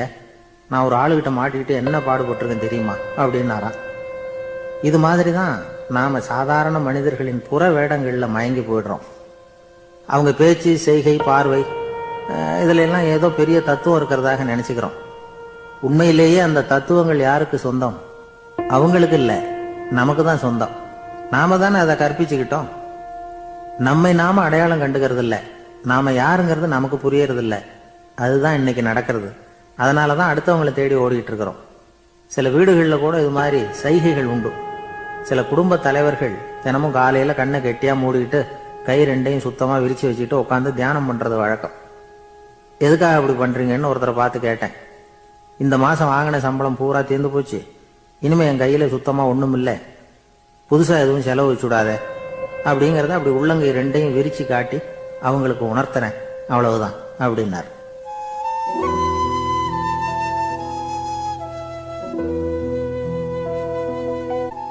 ஒரு பெரிய நினைவு மண்டபம். அதுக்கு முன்னாடி ஒரு அப்பாவும் பிள்ளையும் நின்றுகிட்டு இருக்கிறாங்க. அந்த வழியா போறவங்க வர்றவங்க எல்லாம் அந்த இடத்துல நின்று அது என்ன மண்டபம் அப்படின்னு விசாரிக்க ஆரம்பிச்சாங்க. அந்த அப்பாவும் பிள்ளையும் தான் வர்றவங்களுக்கெல்லாம் விவரம் சொல்லிட்டு இருக்கிறாங்க. அதாவது இந்த இடத்துல ஒரு பெரிய மகான் சமாதி ஆயிருக்கார், அவர் சமாதியான இடத்துல இந்த நினைவு மண்டபத்தை கட்டியிருக்கிறோம் அப்படின்னாங்க. ஊரு பூரா இந்த செய்தி பரவிச்சு. நிறைய பேர் அந்த இடத்தை தேடி வர ஆரம்பிச்சாங்க. இங்க வந்து கொஞ்ச நேரம் உட்காந்துட்டு போனா மனசுக்கு ஒரு நிம்மதி கிடைக்குது அப்படின்னாங்க. அங்க இருந்த உண்டியல்ல நிறைய காசு போட்டுட்டு போறாங்க. பணம் கிடுகிடுன்னு நிறைய சேர ஆரம்பிச்சுட்டுது. பணம் நிறைய சேர்ந்த உடனே அந்த அப்பாவுக்கும் பிள்ளைக்கும் தகராறு வந்துட்டுது. பணம் சேர்ந்தாலே சொத்து தகராறு வரத்தானே செய்யும், அது மாதிரி வந்துட்டுது. பையன் அடிக்கடி நிறைய பணம் கேட்க ஆரம்பிச்சான். அப்பா பார்த்தார், யோசனை பண்ணார், ஒரு முடிவுக்கு வந்தார். ஒரு நாள் பையனை கூப்பிட்டார். இதை பாருப்பா, நமக்குள்ள தகராறு வேணாம். அப்பாவும் பிள்ளையும் இப்படி சண்டை போட்டுக்கிட்டா பாக்குறவங்க தப்பா நினைப்பாங்க. அதனால நமக்குள்ள சமரசமா இதை தீர்த்துக்குவோம், என்ன சொல்ற அப்படின்னார் அப்பா. சரி நான் பையன். உடனே அந்த அப்பா என்ன பண்ணார் தெரியுமா? மகன் கிட்ட கொஞ்சம் பணத்தை கொடுத்தார். தன்கிட்ட இருந்த ஒரு கழுதையையும் கொடுத்தார். இதை வச்சு நீ பொழைச்சிக்கோ அப்படின்னு சொல்லி அனுப்பி வச்சுட்டார். மகன் அந்த கழுதையை இழுத்துக்கிட்டு அடுத்த ஊருக்கு போனான். வழியிலேயே அந்த கழுதை செத்து போச்சு. உடனே என்ன பண்ணலாம்னு யோசனை பண்ணான். ஒரு ஐடியா வந்தது. அந்த கழுதைய ஒரு சாலை ஓரமா புதைச்சான். கையில் இருந்த பணத்தை வச்சு அந்த இடத்துல ஒரு கல் மண்டபம் கட்டினான். அந்த வழியா 2 பேர் வந்தாங்க. இது என்ன மண்டபம்னு விசாரிச்சாங்க. இந்த இடத்துல ஒரு பெரிய மகான் சமாதி ஆயிருக்கிறார் அப்படின்னா. இந்த செய்தி ஊர் பூரா பரவ ஆரம்பிச்சுட்டுது. நிறைய பேர் வந்து போக ஆரம்பிச்சாங்க. இங்க வந்தா மனசுக்கு ஒரு பெரிய நிம்மதி கிடைக்குது அப்படின்னு வேற சொல்ல ஆரம்பிச்சாங்க. வர வர கூட்டம் அதிகமா வர ஆரம்பிச்சுட்டுது. உண்டியல்ல பணம் நிறைய சேர்ந்துட்டுது. நகையெல்லாம் கூட கழட்டி காணிக்கையா போட ஆரம்பிச்சுட்டாங்க. அப்பாவை விட மகன் பெரிய ஆளாயிட்டான். இதை கேள்விப்பட்டார் அப்பா. பையனை பார்த்துட்டு வரலாம்னு ஒரு நாள் புறப்பட்டு வந்தார். பையன் ஓஹோன்னு இருக்கிறான். பங்களா, காரு எல்லாம் வந்துட்டுது. எப்படிடா இந்த அளவுக்கு ஆனே அப்படின்னு விசாரிச்சார். அப்பா, எல்லாம் உங்க ஆசீர்வாதம் தான். நீங்க கொடுத்த மூலதனத்தை வச்சுதான் இவ்வளவும் சம்பாதிச்சேன் அப்படின்னு நான் பையன். அது எப்படிறான்னு விசாரிச்சார். அப்பா, நீங்க ஒரு கழுத குட்டியும் கொஞ்சம் பணமும் என்கிட்ட கொடுத்து அனுப்பி வச்சிங்க. அதை எடுத்துக்கிட்டு வந்தேன். வர்ற வழியில் அந்த கழுதை செத்து போச்சு. உடனே யோசனை பண்ணேன். அந்த கழுதையை இந்த இடத்துல புதைச்சேன். கையில் இருந்த பணத்தை வச்சு மண்டபம் கட்டினேன். மகான் ஒருத்தர் சமாதி ஆயிருக்கார் அப்படின்னு வதந்தியை கிளப்பி விட்டேன். ஜனங்கள்லாம் ஏமாந்து போய் காசை கொண்டாந்து போட ஆரம்பிச்சிட்டாங்க. நான் பொழைச்சிக்கிட்டு இருக்கிறேன் அப்படின்னா. இப்பதான்டா நீ என் புள்ள அப்படின்னு சொல்லி சந்தோஷப்பட்டாரான் அந்த அப்பா. ஏன் அப்படி சொல்றீங்கன்னு கேட்டிருக்கான் பையன். கழுத குட்டியை புதைச்சி மண்டபம் கட்டி இருக்கிற நீ, ஏற்கனவே நம்ம ஊர்ல நாம கட்டி இருக்கிறோமே மண்டபம், அது இந்த கழுதையோட அம்மாவை புதைச்ச இடம். மகான் சமாதி ஆயிருக்காருன்னு நானும் சும்மா கப்சா தான் விட்டுக்கிட்டு இருக்கேன் அப்படின்னாரான் அப்பா. முட்டாள் ஜனங்களை நினைச்சு அந்த 2 பேரும் சத்தம் போட்டு சிரிச்சாங்களாம். மனுஷன் ஏமாத்துறது ரொம்ப சுலபம். என் கூட படிச்ச ஒருத்தன் திடீர்னு ஒரு நாள் எல்லாருக்கும் அருள் வாக்கு சொல்ல ஆரம்பிச்சுட்டான். அவன் ஒரு ஆபீஸ்லயும் வேலை பார்க்கறான். ஆபீஸ்ல உள்ளவங்க எல்லாம் அவங்ககிட்ட வந்து அருள் வாக்கு கேட்கறது வழக்கம். ஒரு நாள் நான் அவன் முன்னாடி போய் உட்காந்து பேசிக்கிட்டு இருந்தேன். அப்போ அதே ஆபீஸ்ல வேலை பார்க்குற ஒருத்தர் அவங்ககிட்ட வந்து, சுவாமி, என் மேஜையில வச்சிருந்த பேனா திடீர்னு காணாம போட்டுது, அது திரும்ப கிடைக்குமா எனக்கு அப்படின்னு கேட்டார். இவன் கண்ணை உருட்டி பார்த்துட்டு, அது உனக்கு கிடைக்காது, புதுசா வேற ஒன்று வாங்கிக்கப்போ அப்படின்னா. சரின்னு அவர் போயிட்டார். அவர் போனதுக்கு அப்புறம் நான் மெதுவா இவனை பார்த்து, அது எப்படிடா அது உனக்கு கிடைக்காதுன்னு அவ்வளவு உறுதியா அவர்கிட்ட சொன்னேன் அப்படின்னு கேட்டேன். இவன் மெதுவா என் காதுகிட்ட வந்து, அந்த பேனாவை கிளப்புனதே நான் தான் அப்படிங்கிறான். ஒரு ஊர்ல ஒரு ஆள் இருந்தான். அவனுக்கு வெளிநாட்டுக்கு போகணும்னு ஆசை. ஆனா அவனுக்கு எந்த மொழியும் தெரியாது. இருந்தாலும் சமாளிச்சுக்கலாம்னு முடிவு பண்ணிட்டு கிளம்பிட்டான். ஏதோ ஒரு தேசத்துக்கு போய் சேர்ந்தான். அங்க அவனுக்கு யாரையும் தெரியாது. அவங்க என்ன மொழியில பேசிக்கிறாங்க அப்படிங்கறது கூட புரியல. என்ன பண்றதுன்னு யோசனை பண்ணிட்டு ஒரு இடத்துல நின்றுகிட்டு இருக்கிறான். எதிர ஒரு பெரிய கட்டிடம். நிறைய பேர் உள்ள போயிட்டு இருக்கிறாங்க. இவனும் அவங்க பின்னாடியே உள்ள போனான். ஒரு பெரிய அறை, அலங்காரம்லாம் பண்ணி வச்சிருக்கிறாங்க. நிறைய பேர் சாப்பிட்றதுக்காக உட்காந்துருக்குறாங்க. இவனுக்கு நல்ல பசி, அதனால இவனும் உட்காந்தான். சாப்பாடு போட்டாங்க, சாப்பிட்டான். அன்பான உபசரிப்பு. இவன் மனசு உள்ள நினைச்சுக்கிட்டான், இது ஏதோ அரசருடைய அரண்மனை மாதிரி தெரியுது, இன்னைக்கு ஏதோ விருந்து நடக்குது, நல்ல வேளை நம்ம பசியும் தீர்ந்தது அப்படின்னு நினைச்சுக்கிட்டே நிமிர்ந்து பாக்குறான். சாப்பாடு பரிமாறினவன் எதிரில் ரொம்ப பணிவோட முதுக வளைச்சி வணக்கம் தெரிவிச்சான். இவனும் எழுந்திருச்சு நின்று முதுக வளைச்சி வணக்கம் தெரிவிச்சான். ரொம்ப நன்றின்னா. அவன் ஒரு சீட்டை இவன் கையில கொடுத்தான். இவன் அதை வாங்கி பாக்குறான். என்ன எழுதியிருக்குன்னு ஒன்னும் புரியல. சரி, இந்த நாட்டுல தங்களுடைய நன்றியை சீட்ல எழுதி தான் கொடுப்பாங்க போல இருக்கு அப்படின்னு நினைச்சுக்கிட்டு மறுபடியும் நன்றின்னா. ஆனா அவன் காசை கொடுங்கன்னா. ஏன்னா அது ஒரு ஹோட்டல், இவன் சாப்பிட்டதுக்கான பில் அது. இவன் அதை புரிஞ்சிக்கவே இல்லை. நன்றின்னு அந்த சீட்ல எழுதி கொடுக்குறாங்க போல இருக்கு அப்படின்னு நினைச்சுக்கிட்டு அதை வாங்கி சட்டை பையில பத்திரமா வச்சுக்கிட்டு, பரவாயில்லைங்க, ரொம்ப மகிழ்ச்சின்னா. ஒரு வெளிநாட்டுக்காரனுக்கு இவ்வளவு தூரம் மரியாதை பண்றீங்களே, எங்க ஊருக்கு போனதும் உங்களை பத்தி நிறைய சொல்லுவேன் அப்படின்னா. இவன் என்ன சொல்றான்னு அவனுக்கு புரியல. இவனை பிடிச்சி அழைச்சிட்டு போய் முதலாளி முன்னாடி நிறுத்தினான். நாம சொன்னதுல இவனுக்கு ரொம்ப பெருமையா இருக்கணும் போல இருக்கு, அதுதான் பெரிய இடத்துக்கு அழைச்சிட்டு வந்திருக்கிறான் அப்படின்னு இவன் நினைச்சுக்கிறான். அவரும் பில்லுக்கான பணத்தை கொடுங்கிறாரு. பரவாயில்லைங்க, ரொம்ப மகிழ்ச்சி, நன்றிங்கிறான் இவன். அவரு பார்த்தார், இவனை நீதிமன்றத்துக்கு அனுப்பி வச்சுட்டார். இவன் என்ன நினைச்சுக்கிட்டான், நம்மளை இந்த ஊர் ராஜா முன்னாடியே அழைச்சிக்கிட்டு வந்து நிறுத்தி இருக்கிறாங்க போல இருக்கு, என்ன ஒரு பெருந்தன்மை அப்படின்னு நினைச்சுக்கிறான். நீதிபதி சொன்னார், சாப்பிட்டதுக்கான பணத்தை கொடுத்துரு, இல்லைன்னா அதுக்கான தண்டனையை அனுபவிக்க வேண்டி இருக்கும்னார். ராஜாவே நமக்கு நன்றி சொல்றாரு போல இருக்கு அப்படின்னு நினைச்சுக்கிறான் இவன். என் மகிழ்ச்சிக்கு எல்லையே இல்லைங்க அப்படின்னா. அவரு பார்த்தார், இவனுக்கு தண்டனை கொடுக்க வேண்டியதுதான் அப்படின்னு முடிவு பண்ணார். உடனே தீர்ப்பு எழுதினார். இவனை கழுதையில பின்புறமா உட்கார வைங்க, இவன் ஒரு மோசடிக்காரன் அப்படின்னு ஒரு போர்டு எழுதி அவன் கழுத்துல மாட்டுங்க, அப்புறம் அந்த கழுதையை ஊரு பூரா விரட்டுங்க அப்படின்னார். இவனுக்கு தான் மொழி புரியலையே, ஏதோ நடக்குது அப்படிங்கிறது மட்டும் புரியுது. எல்லாரும் சேர்ந்து இவனை ஒரு கழுதை மேல உட்கார வச்சாங்க. ஓஹோ, நம்மளை பாராட்டி ஒரு ஊர்வலம் நடத்துறாங்க போல இருக்கு அப்படின்னு நினைச்சுக்கிறான் இவன். எல்லாரும் சத்தம் போட்டுக்கிட்டே கையை தட்டிக்கிட்டு கழுதை பின்னாடி ஓடி வர்றாங்க. இவனுக்கு ரொம்ப உற்சாகமா இருக்குது. எல்லாருக்கும் கை கூப்பி வணக்கம் சொல்லிக்கிட்டே போறான். கூட்டத்துல திடீர்னு ஒரு தெரிஞ்ச முகம் தெரியுது. அவனுடைய தேசத்தை சேர்ந்த ஒரு ஆள் அவன். அவனை பார்த்ததும் இவனுக்கு ரொம்ப உற்சாகம். நம்ம ஊருக்கு போனதும் இங்க நமக்கு கிடைச்ச மரியாதையெல்லாம் உண்மைதான்னு சொல்றதுக்கு ஒரு சாட்சியும் கிடைச்சுட்டுது அப்படின்னு நினைச்சுக்கிறான். அவனை பார்த்து கத்தனான், நல்லா பாத்துக்க, இந்த ஊர் மக்கள் எனக்கு எப்படிப்பட்ட வரவேற்பு கொடுக்குறாங்கிறத நல்லா கவனிச்சுக்கோ அப்படிங்கிறான். அவனுக்கு அவமானமா போட்டுது. தலையை குனிஞ்சுக்கிட்டே நழுவி போயிட்டான்.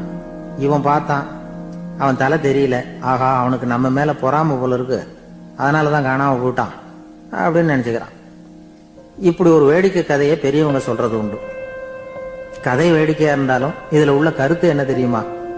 அந்த கழுதை மேல உட்கார்ந்து இருக்கிறானே, அது மாதிரிதான் நாமளும் அகங்காரம்ங்கிற கழுதை மேல உட்காந்துக்கிட்டு இருக்கோமா. நாமளும் கிட்டத்தட்ட அதே மாதிரி பிரம்மையில தான் இருக்கிறோமா. என்ன நடக்குதுங்கிறதே புரியறது இல்லை.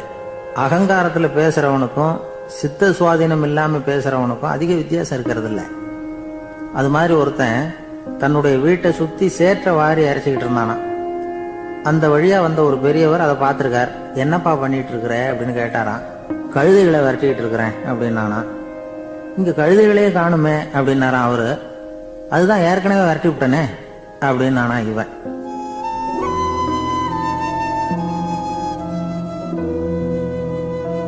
ஒரு ஊர்ல 4 நண்பர்கள் இருந்தாங்க. 4 பேரும் சோம்பேறிகள். 4 பேருக்கும் எந்த வேலையும் செய்யறதுக்கு உடம்பு வளையறதில்ல. இருந்தாலும் சோம்பேறித்தனத்துல ஒருத்தருக்கு ஒருத்தர் கொஞ்சம் வித்தியாசம் உண்டு. அதுக்கு தகுந்த மாதிரி அவங்களுக்கு பேர் அமைஞ்சு போச்சு.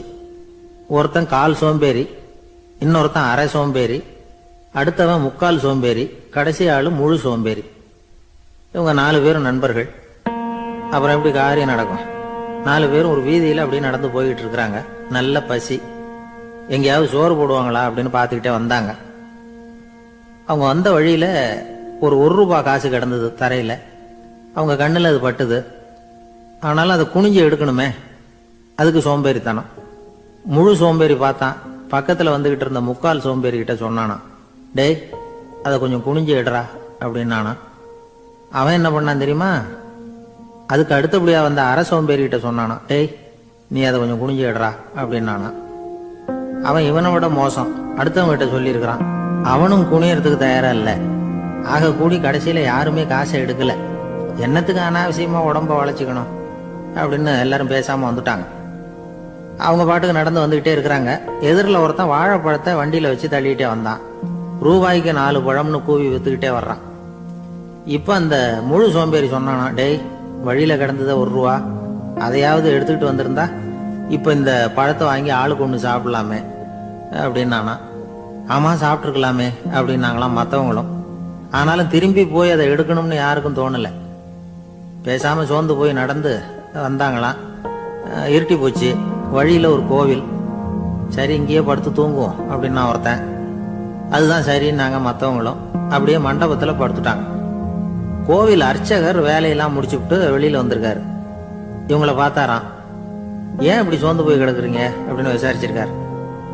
2 நாளாச்சுங்க நாங்க சாப்பிட்டு அப்படின்னாங்களாம். அவரு உடனே ஐயோ பாவம் அப்படின்னு சொல்லி பானை, விறகு, அரிசி, தண்ணி எல்லாம் கொடுத்து நீங்களே சமையல் பண்ணி சாப்பிட்டுக்கோங்க அப்படின்னு சொல்லிவிட்டு போயிட்டார். இந்த 4 பேருக்கும் சமையல் பண்ணி சாப்பிடணும்னு ஆசையா தான் இருந்தது. ஆனா அடுப்பு பத்த வைக்கணுமே, அதுக்கு தீப்பெட்டி வேணுமே. தீப்பெட்டி இல்ல. இப்ப முழு சோம்பேறி ஆரம்பிச்சான். அடுத்தவனை பார்த்து, டேய் கடைக்கு போய் ஒரு தீப்பெட்டி வாங்கிட்டு வாயேன் அப்படின்னு. அவன் வழக்கம் போல அடுத்தவங்க கிட்ட சொல்லியிருக்கான். அவன் அதுக்கு அடுத்தவங்க கிட்ட சொல்லியிருக்கிறான். கடைசியா கால் சோம்பேறி கிட்ட வந்து சேர்ந்தது. அவனும் அது நம்மால முடியாது அப்படின்னு பேசாம இருந்துட்டான்.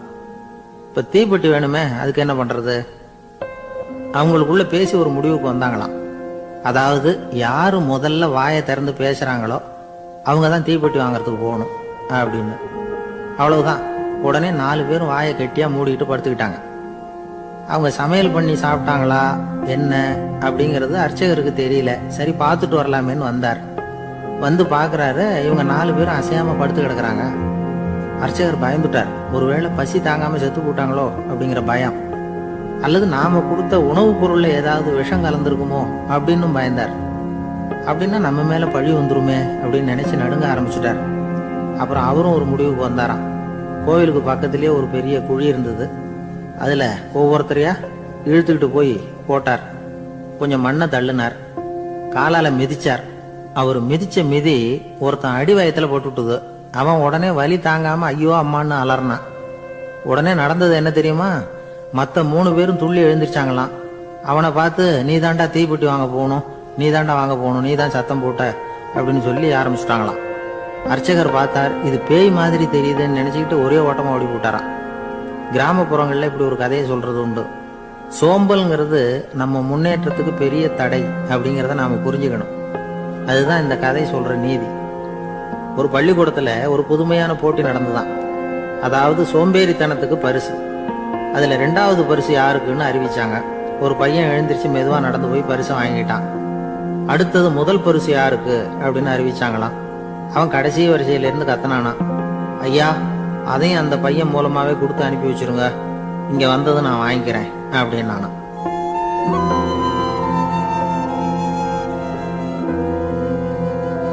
ஒரு ஊர்ல ஒரு ராஜா இருந்தார். அவரு ஒரு நாள் காலையில அரண்மனையில மேல் மாடத்துல வந்து நின்றுகிட்டு இருந்தார். அப்போ ஒரு ஆள் வீதியில ரொம்ப வேகமா ஓடிக்கிட்டு இருக்கான். அதை ராஜா கவனிச்சார். அவன் மனசுல ஏதோ ஒரு தவிப்பு இருக்குங்கிறத புரிஞ்சுக்கிட்டார்.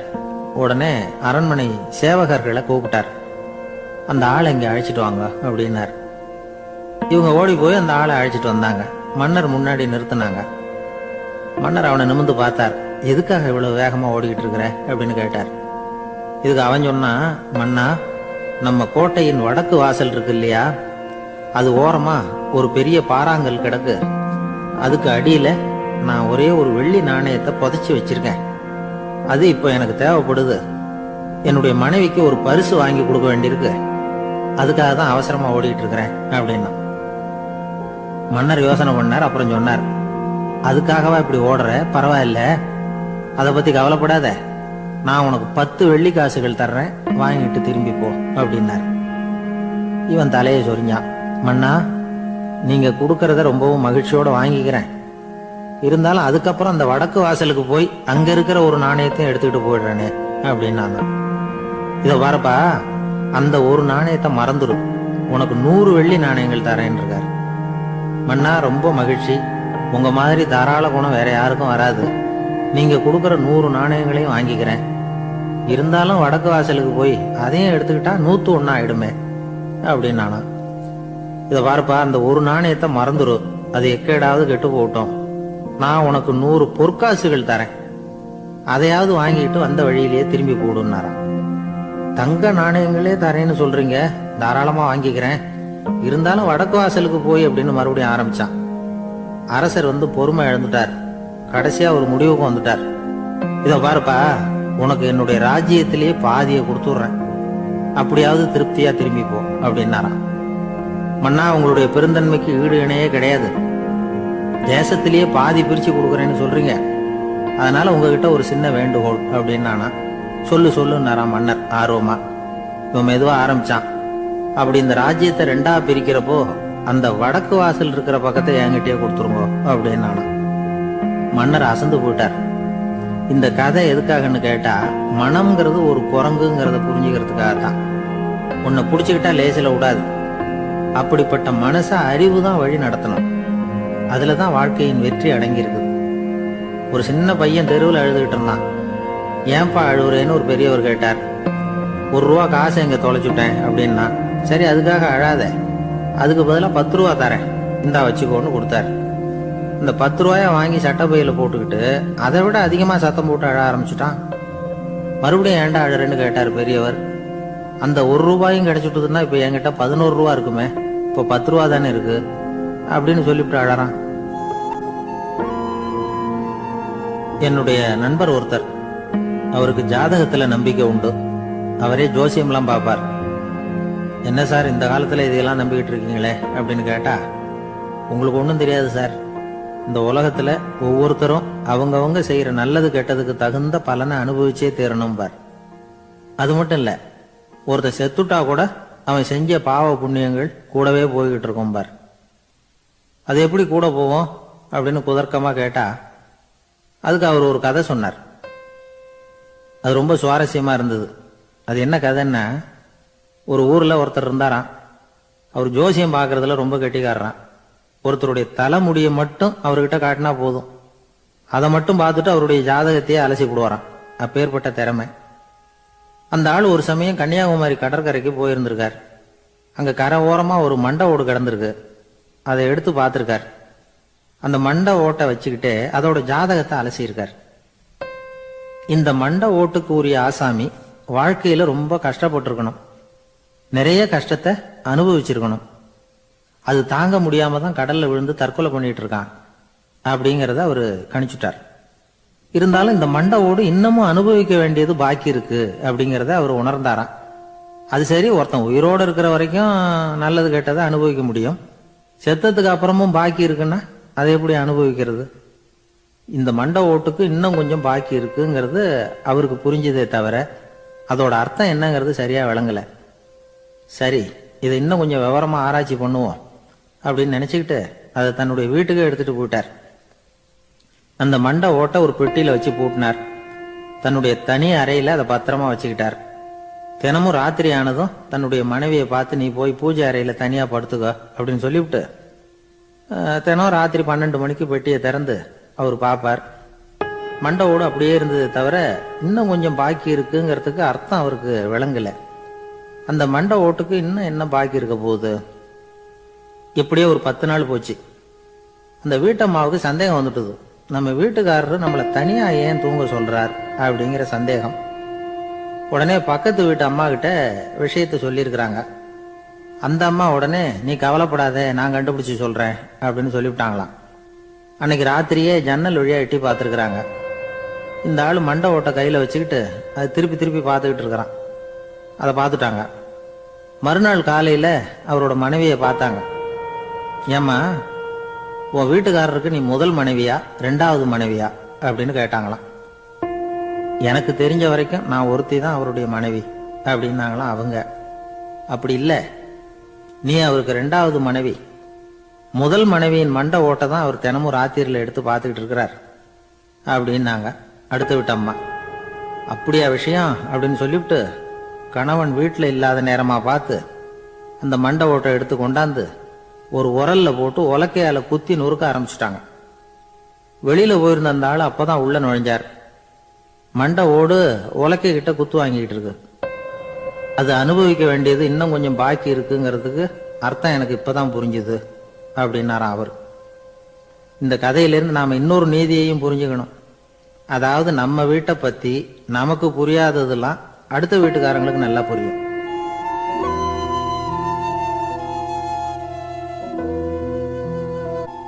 ஒரு ஊர்ல ஒரு ஆள் இருந்தான். அவன் ஒரு நாள் கோயிலுக்கு போனான்.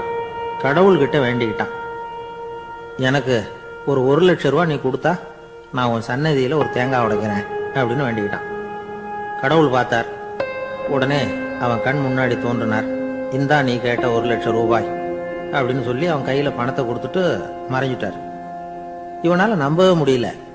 இவ்வளவு சுலபமா கிடைக்கும்னு தெரிஞ்சிருந்தா அனாவசியமா ஒரு தேங்காய் உடைக்கிறேன்னு வேண்டி இருக்க வேண்டியது இல்லையே அப்படின்னு நினைச்சான். இருந்தாலும் வேண்டுதலை நிறைவேற்ற வேண்டியது கடமை. அதுக்காக என்ன பண்ணா, பக்கத்துல ஒரு கடைக்கு போனான். ஒரு தேங்காயை கையில் எடுத்தான். இது என்ன விலைன்னு கேட்டான். 5 ரூபான்னார் கடையில இருந்தவர். அதிகமா இருக்குதே விலைன்னா.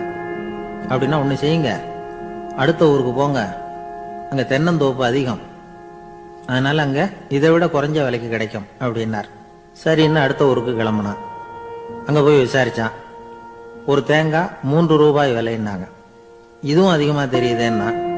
அப்படின்னா ஒண்ணு செய்ய, அதோ அந்த ஆத்து ஓரமா ஒரு தென்னை மரம் இருக்கு பார், அதுல நீயே ஏறி பறிச்சுக்கோ, ஒரு தேங்காய்க்கு 1 ரூபா கொடுத்தா போதும் அப்படின்னார் அந்த தோப்புக்கு சொந்தக்காரரு. இவனுக்கு மரம் ஏற தெரியாது. இருந்தாலும் ஆசை யார விட்டுது, விலை சல்லிசா இருக்குதே. ஆத்து ஓரம் போனா தட்டு தடுமாறி அந்த மரத்துல ஏறினா அந்த தென்னை மரம் வளைஞ்சி ஆத்து பக்கம் போய் அப்புறம் நிமிர்ந்து இருந்தது. அதாவது மரத்தின் உச்சி சரியா ஆத்துக்கு நடுவில் இருந்தது. ஆத்துல வெள்ளம் கரபுரண்டு ஓடிட்டு இருக்கு. இவன் கடவுள் கொடுத்த 1 லட்சம் ரூபாயை மடியில வச்சு இறுக்கி கட்டிக்கிட்டான். உச்சிக்கு போய் காய் பறிக்கிற சமயத்துல காத்து மழையும் பலமா கலந்து அடிக்க ஆரம்பிச்சுட்டுது. கால் வழுக்கி விட்டுட்டுது. இவன் சடார்னு ஒரு தென்னை மட்டையை பிடிச்சிக்கிட்டு தொங்க ஆரம்பிச்சிட்டான். கீழே பயங்கரமான வெள்ளம், மடியில 1,00,000 பணம். என்ன செய்யறதுன்னு தவிக்கிறான். இந்த சமயம் கரையில ஒரு யானைப்பாகன் யானையை குளிப்பாட்டிக்கிட்டு இருக்கிறான். அது அவன் கண்ணில் பட்டுது. ஐயா, ஒரு உதவின்னு கத்துனான். அவன் என்ன செய்யணும்னு கேட்டான். உன் யானையை மெதுவா இங்க அழைச்சிட்டு வா, எனக்கு நேரா கீழே நிறுத்து, என் காலை பிடிச்சி மெதுவா கீழே இறக்கி விட்டுரு, என் மடியில இருக்கிற பணத்துல உனக்கு 10,000 தரேன் அப்படின்னா. அவன் பார்த்தான். காலை கையை பிடிச்சா கூட எவனும் இந்த காலத்துல 10 ரூபாய்க்கு மேல தரமாட்டேங்கிறான், இவன் காலை பிடிச்சா 10,000 தர்றேங்கிறான் அப்படின்னு யோசனை பண்ணா. உடனே யானையை கொண்டுட்டு போனான். அவனுக்கு நேரா கீழே நிறுத்தினான். அவன் காலை பிடிச்சான். அவ்வளவுதான். அந்த நேரம் பார்த்து யானை மெதுவா நடந்து அப்பால போட்டுது. இப்ப யானைப்பாகன் அவன் காலை கெட்டியா பிடிச்சிக்கிட்டு தூங்குறான். பரிதாபமா மேல பாக்குறான். அவன் மட்டையை பிடிச்சிட்டு தூங்குறான். இப்ப யானைப்பாகன் சொல்றான், தம்பி மட்டையை விட்டுறாத, கெட்டியா பிடிச்சிக்கோ, நான் உனக்கு 10,000 தரேன், இதோ மடியில் தான் வச்சிருக்கேன்னா.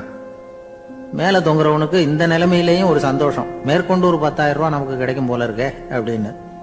இந்த சமயத்துல ஒருத்தன் ஒட்டகத்தை ஓட்டிட்டு வந்தான் அந்த பக்கமா குளிப்பாட்டுறதுக்கு. யானைப்பாகன் பார்த்துட்டான். ஐயா, ஒட்டகக்காரரே, அதை இங்க கொண்டுட்டு வா, எங்க காலை பிடிச்சி பத்திரமா இறக்கி விடு, நாங்க பணம் கொடுக்குறோம்னா. அவனும் பணத்துக்கு ஆசைப்பட்டு வந்தான். அவன் காலை பிடிக்கிற சமயம் ஒட்டகமும் நழுவி போட்டுது. இப்போ 3 பேருமே வரிசையா தொங்குறாங்க. ஒட்டகக்காரன் கத்துறான், தம்பி மட்டையை விட்டுறாத, கெட்டியா பிடிச்சிக்கோ, நான் என் மடியில இருக்கிற 5,000 உனக்கு தந்துடுறேன்னா. மேல தொங்குறவனுக்கு இன்னமும் சந்தோஷம், இவனும் பணம் தர்றேங்கிறான் அப்படின்னா இன்னைக்கு நமக்கு மொத்த பண வரவு எவ்வளவு அப்படின்னு ஒவ்வொன்னா கூட்டி பார்க்க ஆரம்பிச்சான். மனக்கணக்கு சரியா வரல. அதனால அப்படியே விரல விட்டு எண்ண ஆரம்பிச்சான். அவ்வளவுதான், மட்டையை விட்டுட்டு கை நழுவி வந்துட்டுது. 3 பேரும் பொத்துன்னு ஆத்துல விழுந்தாங்க. படாத பாடுபட்டு தட்டு தடுமாறி கரைக்கு வந்து சேர்ந்தாங்க. 3 பேர் மடியில இருந்த பணமும் ஆத்தோட போட்டுது. பேராசை பெருநஷ்டம் அப்படின்னு ஒரு பழமொழி இருக்குல்ல, அதை விளக்கறதுக்காக சொல்லப்பட்ட கதை இது. இந்த காலத்துல ஒருத்தர் ஒரு நீச்சல் குளத்துல நீச்சல் அடிச்சுக்கிட்டு இருக்கிறார். காவலுக்கு இருந்தவர் அதை கவனிச்சுட்டார். கரையில இருந்து சத்தம் போட்டாராம், இதோ பாருங்க, இங்க ராத்திரி 8 மணிக்கு மேல நீச்சல் அடிக்கிறது சட்டப்படி குற்றம், அதுக்கு அனுமதி கிடையாது, தெரியாதா உங்களுக்கு அப்படின்னாராம். இதுக்கு அவரு, ஐயோ, நான் நீச்சல் அடிக்க வந்தவன் இல்லைங்க, சும்மா சுத்தி பார்க்க வந்தவன், தடுமாறி குளத்துல விழுந்துட்டேன், நீச்சல் தெரியாது, அதனால தத்தளிச்சுக்கிட்டு இருக்கிறேன் அப்படின்னு கத்துனாராம்.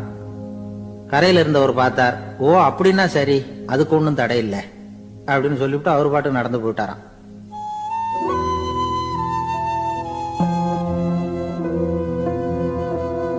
ஒரு ஊர்ல ஒரு ஆள் இருந்தான். நிறைய பணம் சேர்த்தான். அவனுக்கு சம்பாதிக்க தெரியுமே தவிர செலவு பண்ண தெரியாது. மகா கஞ்சன். காசை கையில எடுக்கவும் மாட்டான். எடுத்தா செலவு செய்ய வேண்டியிருக்குமே, அதனால இப்படியே அவன் காலத்தை ஓட்டி விட்டான். வயசாயிட்டுது. அவனுடைய மனைவி ஒரு நாள் கேட்டாங்க, இவ்வளவு நாளா நீங்க என்ன எங்கேயுமே அழைச்சிட்டு போனதில்லை, இப்போவாவது அழைச்சிட்டு போகக்கூடாதா அப்படின்னாங்க. எங்க போகணும் சொல்லுன்னா. காசிக்கு போகணும், கங்கையில குளிக்கணும்னாங்க. இவன் பார்த்தான், இதுக்கு ஏன் அவ்வளவு தூரம் செலவு பண்ணிட்டு போகணும், நம்ம ஊர் ஆத்துலயே குளிக்கலாமே, இதுவும் புண்ணிய நதி தான், இங்க குளிச்சா அங்க குளிச்ச பலன் கிடைச்சிரும் அப்படின்னா. சரின்னு 2 பேரும் ஆத்தங்கரைக்கு போனாங்க. அன்னைக்கு ஏதோ விசேஷம், நிறைய கூட்டம், நிறைய பேர் குளிச்சுக்கிட்டு இருக்கிறாங்க. கரையில சில புரோகிதர்கள் நின்றுகிட்டு இருக்கிறாங்க. குளிக்கிறதுக்கு முந்தி அவங்க கிட்ட உட்காந்தா ஏதோ மந்திரம்லாம் சொல்லுவாங்க, கொஞ்சம் காசு கொடுக்க வேண்டியிருக்கும். அதனால இவன் என்ன பண்ணா, ஆத்தங்கரையிலேயே கொஞ்சம் தூரம் போனான். ஊரை விட்டு தள்ளி வந்துட்டான். அங்க யாருமே இல்லை. அப்பாடான்னு சந்தோஷப்பட்டான். குளிக்கலாம்னு புறப்பட்டான். இந்த நேரம் கடவுள் பார்த்தார், இந்த கஞ்சனுக்கு ஏதாவது புத்தி போகட்டணும் அப்படின்னு நினைச்சார். உடனே ஒரு புரோகிதர் மாதிரி உருவத்தை மாத்திக்கிட்டு அந்த ஆள் முன்னாடி வந்து நின்னார். அவனுக்கு அதிர்ச்சி, இங்க யாருமே இருக்க மாட்டாங்கன்னு நினைச்சா இங்கேயுமே ஒரு ஆள் வந்துட்டாரு, என்ன பண்றதுன்னு யோசனை பண்ணான். புரோகிதர் உருவத்தில் இருந்த கடவுள் சொன்னார், இதை பாருங்க, இன்னைக்கு விசேஷ நாள், நீராடுறதுக்கு முன்னாடி சுயகல்பம் பண்ணிக்கிறது ரொம்ப நல்லது அப்படின்னார். என்கிட்ட பணம் எதுவும் இல்லையேன்னா. பரவாயில்ல, அப்புறமா கொடுங்க, வாங்கிக்கிறேன், ஆனா ஒண்ணு, எவ்வளவு கொடுப்பீங்கிறத மட்டும் இப்பவே சொல்லிவிடுங்க அப்படின்னார். இவன் ரொம்ப யோசனை பண்ணான். ஒரு 10 பைசா தரேன் அப்படின்னா. சரின்னு ஒத்துக்கிட்டு எல்லா கிரியைகளையும் அவர் செஞ்சார். அதுக்கப்புறம் கணவனும் மனைவியும் ஆத்துல குளிச்சாங்க. அவர் போயிட்டார். கொஞ்ச நாள் கழிச்சு அவன் வீட்டுக்கு வந்தார் கடனை வசூல் பண்றதுக்கு. வாசல்ல நின்றுகிட்டு இருந்த அவன் மனைவி இவரை பார்த்ததும் தயங்க ஆரம்பிச்சாங்க. அந்த அம்மா கிட்ட விஷயத்த சொன்னார். அந்த அம்மா ஓடி போய் உள்ள இருக்கிற தன்னுடைய கணவர்கிட்ட சொன்னாங்க. அவன் யோசனை பண்ணான், இப்ப வெளியில போனா அவனுக்கு 10 காசு கொடுக்க வேண்டியிருக்கும், அதனால எனக்கு காய்ச்சல்னு அந்த ஆளுகிட்ட சொல்லிவிடு, இன்னொரு சந்தர்ப்பத்துல என்ன வந்து பார்க்க சொல்லு அப்படின்னா. அந்த அம்மா போய் சொன்னாங்க. அப்படிங்களா, அப்படின்னா அவரை நான் உடனே போய் பார்க்கணுமே அப்படின்னு உள்ள நுழைய ஆரம்பிச்சார். அவங்க மறுபடியும் இருங்க இருங்க தான் வரேன்னு சொல்லிவிட்டு உள்ள ஓடி விஷயத்த சொன்னாங்க. இது எதுடா வம்பா போச்சு அப்படின்னு பார்த்தான். மனைவியை கிட்டத்துல கூப்பிட்டான். இதோ பாரு, ஜன்னி கண்டு நான் இறந்து போயிட்டதா சொல்லிவிடு அப்படின்னா சொன்னாங்க. புரோகிதர் பார்த்தார். அப்படின்னா ஒரு வழியா இருந்து அவருடைய இறுதி சடங்குகளையும் நானே முடிச்சுட்டு போயிடுறேன் அப்படின்னார். உள்ள இருந்தவன் யோசனை பண்ணான், அந்த ஆளு என்ன விடமாட்டான் போல இருக்கு, அதனால ஒரு சவப்பெட்டியில என்னை வச்சு தூக்கிக்கிட்டு மயானத்துக்கு போங்க பாத்துக்கலாம் அப்படின்னா. புரோகிதரும் விடுற மாதிரி இல்லை, கூடவே நடந்து போயிட்டு இருக்கிறார். அங்க இறக்கி சடங்குகளை முடிச்சுட்டு தீ வைக்கிற நேரம் பொட்டிக்குள்ள இருந்த நம்ம ஆளு அலறி அடிச்சுட்டு வெளியில ஓடி வந்தான். புரோகிதர் உருவத்தில் இருந்த கடவுள் சிரிச்சார், தன்னுடைய சுய உருவத்தை காட்டினார். அதுக்கப்புறம் அவனை கூப்பிட்டு, இத பாருப்பா, ஏன் இப்படி அல்லாடுற, ஏதாவது வரம் வேணும்னா கேள்தரேன் அப்படின்னார். அவன் யோசனை பண்ணான். பகவானே, ஒரே ஒரு வரம் தான் உங்ககிட்ட கேட்கணும்னா. என்ன வேணும் கேளுன்னார். அந்த 10 பைசா தட்சணையை தள்ளுபடி பண்ணா போதும் அப்படின்னா. கடவுளும் சரின்னு சொல்லிட்டு போயிட்டார். இப்படி ஒரு கதையை சுவாமி சிவானந்தர் சொல்லியிருக்கிறார். செல்வந்தர்கள் பல பேர் இப்படித்தான் இருக்கிறாங்க. தாங்களும் அனுபவிக்க மாட்டாங்க, அடுத்தவங்களுக்கும் கொடுக்க மாட்டாங்க. இது மாதிரியான கஞ்சர்களுக்கு இந்த உலகம் இல்லை அந்த உலகம் இல்லைங்கிறார் அவர். இந்த கதையில கடவுள் கடன் வசூலுக்கு வந்தது மாதிரி நம்ம ஊர் ஆள் ஒருத்தன் இன்னொருத்தர்கிட்ட 10 பைசா கடன் கொடுத்துட்டான். திருப்பி வாங்கறதுக்கு நடையா நடக்கிறான். கடைசியா கேட்டான், நீ எப்பதான் கடனை திருப்பி தரப்போற, அதை முடிவா சொல்லுன்னா. வர்ற வியாழக்கிழமை கண்டிப்பா கொடுத்துருவேன் அப்படின்னானா அவன். அன்னைக்கு நான் ஊர்ல இருக்க மாட்டேனே அப்படின்னானா இவன். அதனால என்ன, நானும் தான் அன்னைக்கு ஊர்ல இருக்க மாட்டேன் அப்படின்னா. ஒரு ஊர்ல ஒருத்தர் இருந்தான். ஏதோ ஒரு சின்ன அலுவலகத்துல வேலை பார்த்துக்கிட்டு இருந்தான். ரொம்ப ஏழை. வர்ற கொஞ்சம் வருமானத்தை வச்சு வாழ்க்கையை ஓட்டிக்கிட்டு இருந்தான். ஒரு நாள் தெரு வழியா அவன் நடந்து வந்துகிட்டு இருக்கிறான். தெருவில் ஒரு காசு கிடந்தது. அதை பார்த்துட்டான். அது குனிஞ்சு எடுத்தான். அது ஒரு பழங்கால காசு. அந்த காசு நடுவில் ஒரு துளை இருந்தது. அதாவது துளையிட்ட நாணயம். பழங்காலத்தில் புழக்கத்தில் இருந்த ஒரு நாணயம் அது. துளையிட்ட நாணயம் கிடைச்சதுன்னா ரொம்ப நல்லது, அது அதிர்ஷ்டம் அப்படின்னு ஒரு நம்பிக்கை உண்டு. இவன் கையில் அது கிடைச்சதும் ரொம்ப சந்தோஷப்பட்டான். இனிமே என்னுடைய கஷ்டம்லாம் தீரப்போகுது, அதிர்ஷ்டம் என்னை தேடி வரும், நான் பணக்காரன் ஆயிடுவேன் அப்படின்னு சொல்லிட்டு அந்த காசை தன்னுடைய கோட்டு பையில பத்திரமா போட்டு வச்சுக்கிட்டான். அடிக்கடி அதை தொட்டு பார்த்துக்கிறது உண்டு, வெளியில் எடுக்க மாட்டான். இப்படியே கொஞ்ச காலம் ஆச்சு. அதுக்கப்புறம் என்னாச்சு தெரியுமா, நிஜமாவே அதிர்ஷ்டம் அவனை தேடி வர ஆரம்பிச்சுட்டு செல்வம் வந்து குவிஞ்சது. பணம், பதவி, புகழ் எல்லாம் வந்து சேர்ந்தது. சமூகத்துல அவன் ஒரு பெரிய மனுஷன் ஆயிட்டான். எல்லாரும் அவனை பாராட்டினாங்க. அவன் எதை தொட்டாலும் வெற்றி, எல்லாம் அந்த காசோட மகிமை அப்படின்னு அவன் மனசுக்குள்ள நினைச்சுக்கிட்டான். தினமும் காலையில இந்த கோட்டை போட்டுக்கிட்டு தான் வெளியில கிளம்புவான். புறப்படுறதுக்கு முன்னாடி கோட்டு பாக்கெட்டை தொட்டு பார்த்துக்குவான், உள்ள காசு இருக்கா அப்படிங்கிறத உறுதிப்படுத்திக்குவான். அதுக்கப்புறம் தான் வெளியில கிளம்புவான். இப்படியே பல வருஷம் ஓடி போச்சு. ஒரு நாள் அவனுக்கு அந்த ஆசை வந்துட்டுது. அதாவது அந்த துளையிட்ட நாணயத்தை எடுத்து கண்ணால பார்க்கணும் அப்படின்னு. காலையில சாப்பிட்டுக்கிட்டு இருந்தான். அப்போ தன்னுடைய மனைவி கிட்ட சொன்னான், ரொம்ப நாளைக்கு அப்புறம் என்னுடைய அந்த நாணயத்தை இன்னைக்கு வெளியில எடுத்து பார்க்க போறேன்னா. என்னத்துக்கு அது, இப்ப அதை பார்க்க வேணாமே அப்படின்னு மெதுவா இழுத்தாங்க அந்த அம்மா. இல்ல இல்ல, நான் பார்த்தே தீரணும் அப்படின்னு அவன் தன்னுடைய சட்டை பைக்குள்ள கையை விட்டான். உள்ள இருந்த நாணயத்தை வெளியில எடுத்தான். பார்த்தா அவனுக்கு ஆச்சரியமா போச்சு. அந்த நாணயத்துல தொலையே இல்லை. என்ன ஆச்சு அப்படின்னு சொல்லி அவன் ரொம்ப குழம்பி போயிட்டான். இப்போ அந்த அம்மா சொன்னாங்க, நான் தான் ஒரு நாள் உங்க கோட்டு ரொம்பவும் தூசியா இருக்கேன்னு சொல்லி அதை ஜன்னலுக்கு வெளியில உதறினேன். உள்ள இருந்த அந்த காசு அப்ப எனக்கு தெரியாது, ஞாபகத்துல இல்லை. அது தெருவில் விழுந்துட்டது போல இருக்கு. அதுக்கப்புறம் எவ்வளவோ தேடி பார்த்தேன், கிடைக்கல. அதுக்குள்ள அதை யாரோ எடுத்துட்டு போயிட்டாங்க போல இருக்கு. அது இல்லைங்கிறது உங்களுக்கு தெரிஞ்சா வருத்தமா இருக்குமேங்கிறதுக்காக நான் தான் வேற ஒரு நாணயத்தை எடுத்து சட்டை பைக்குள்ள வச்சுட்டேன் அப்படின்னு விவரத்தை சொன்னாங்க அந்த அம்மா. இது எப்ப நடந்ததுன்னு கேட்டான். உங்களுக்கு அந்த காசு கிடைச்சதே அன்னைக்கு மறுநாளே இது நடந்து போச்சு அப்படின்னாங்களாம். இத கொஞ்சம் யோசனை பண்ணி பாருங்க. அவனுக்கு அதிர்ஷ்டத்தை கொடுத்தது அந்த நாணயம் இல்லை, அவனுடைய நம்பிக்கை, அதாவது தன்னம்பிக்கை. அதுதான் வேலை செஞ்சிருக்கு. இதுல இருந்து நாம தெரிஞ்சுக்க வேண்டியது என்னன்னா, வாழ்க்கையில முன்னேற நினைக்கிறவங்களுக்கு தன்னம்பிக்கை ரொம்ப முக்கியம். அது இல்லைன்னா முன்னேற முடியாது. ஒருத்தன் சொன்னானா, நான் எப்பவுமே என்னதான் சார் நம்புவேன், மத்தவங்கள நம்ப மாட்டேன். நேற்றுக்கு பாருங்க, திடீர்னு 10 பேர் என்ன அடிக்க வந்துட்டாங்க, நான் ஒருத்தனாவே அதை சமாளிச்சேன் அப்படின்றான் ரொம்ப பெருமையா. அது எப்படின்னு கேட்டாங்களாம். ஒரே ஓட்டமா அங்கிருந்து ஓடி வந்துட்டேன் அப்படின்னு நானா.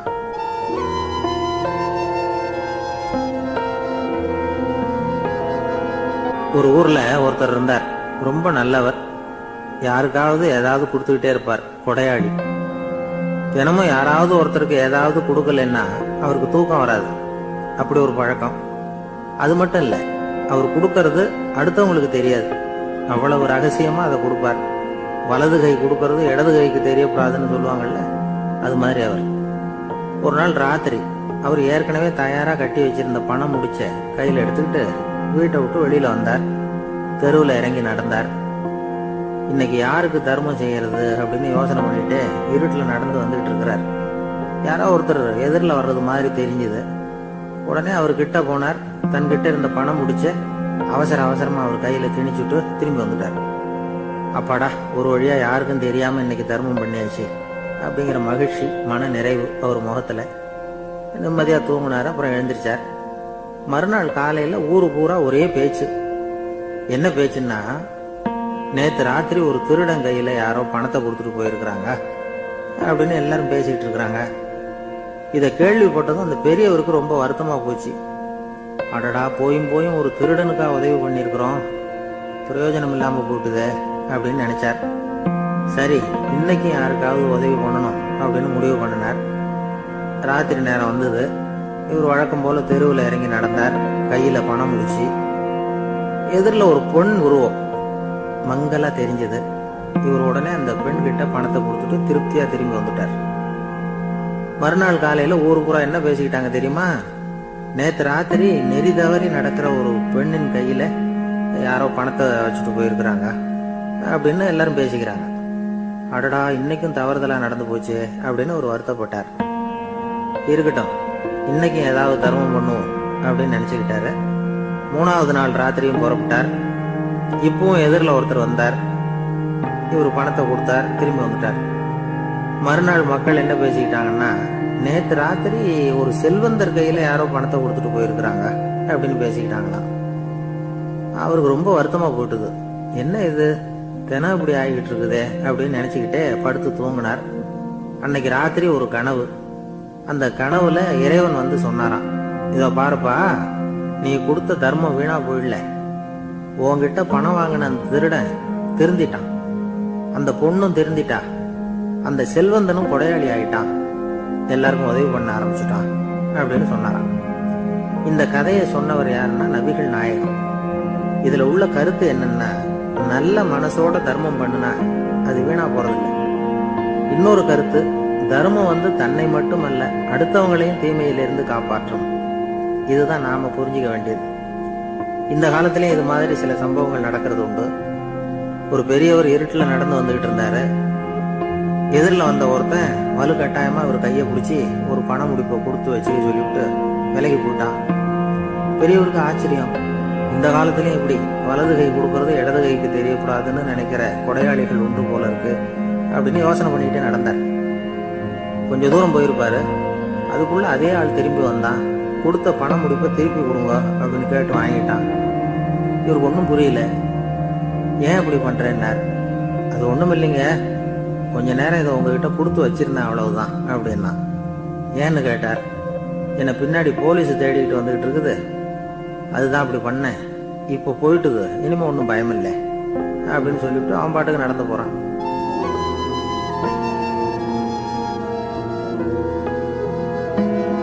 ஜெருசலேம், அங்க உள்ள ஒரு தேவாலயம்.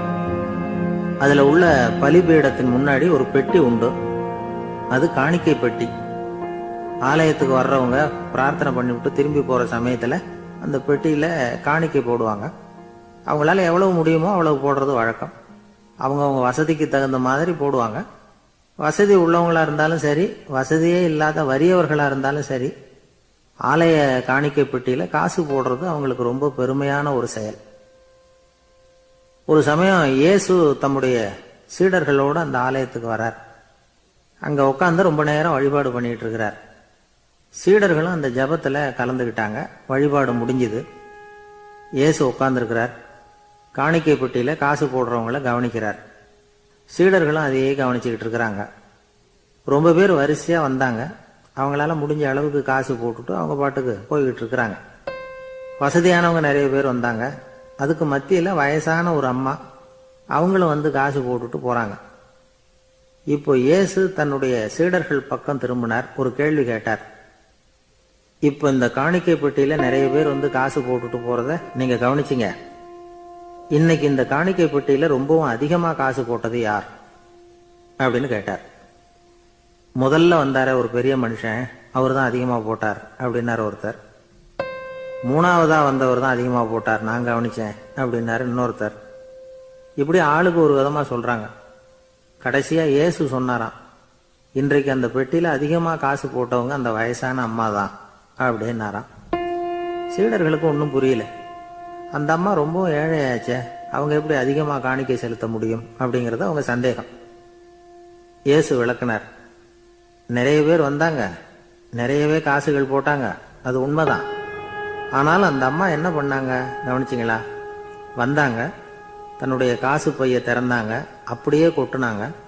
அதுல இருந்தது ரெண்டு காசுகள் தான். அந்த 2 காசும் காணிக்கை பெட்டியில விழுந்துட்டுது. மற்றவங்கெல்லாம் தங்கள்கிட்ட இருந்த செல்வத்தின் ஒரு சிறு பகுதியை எடுத்து பெட்டியில போட்டாங்க. ஆனா இந்த அம்மா தன்கிட்ட என்ன இருந்ததோ அதை அப்படியே போட்டுட்டாங்க.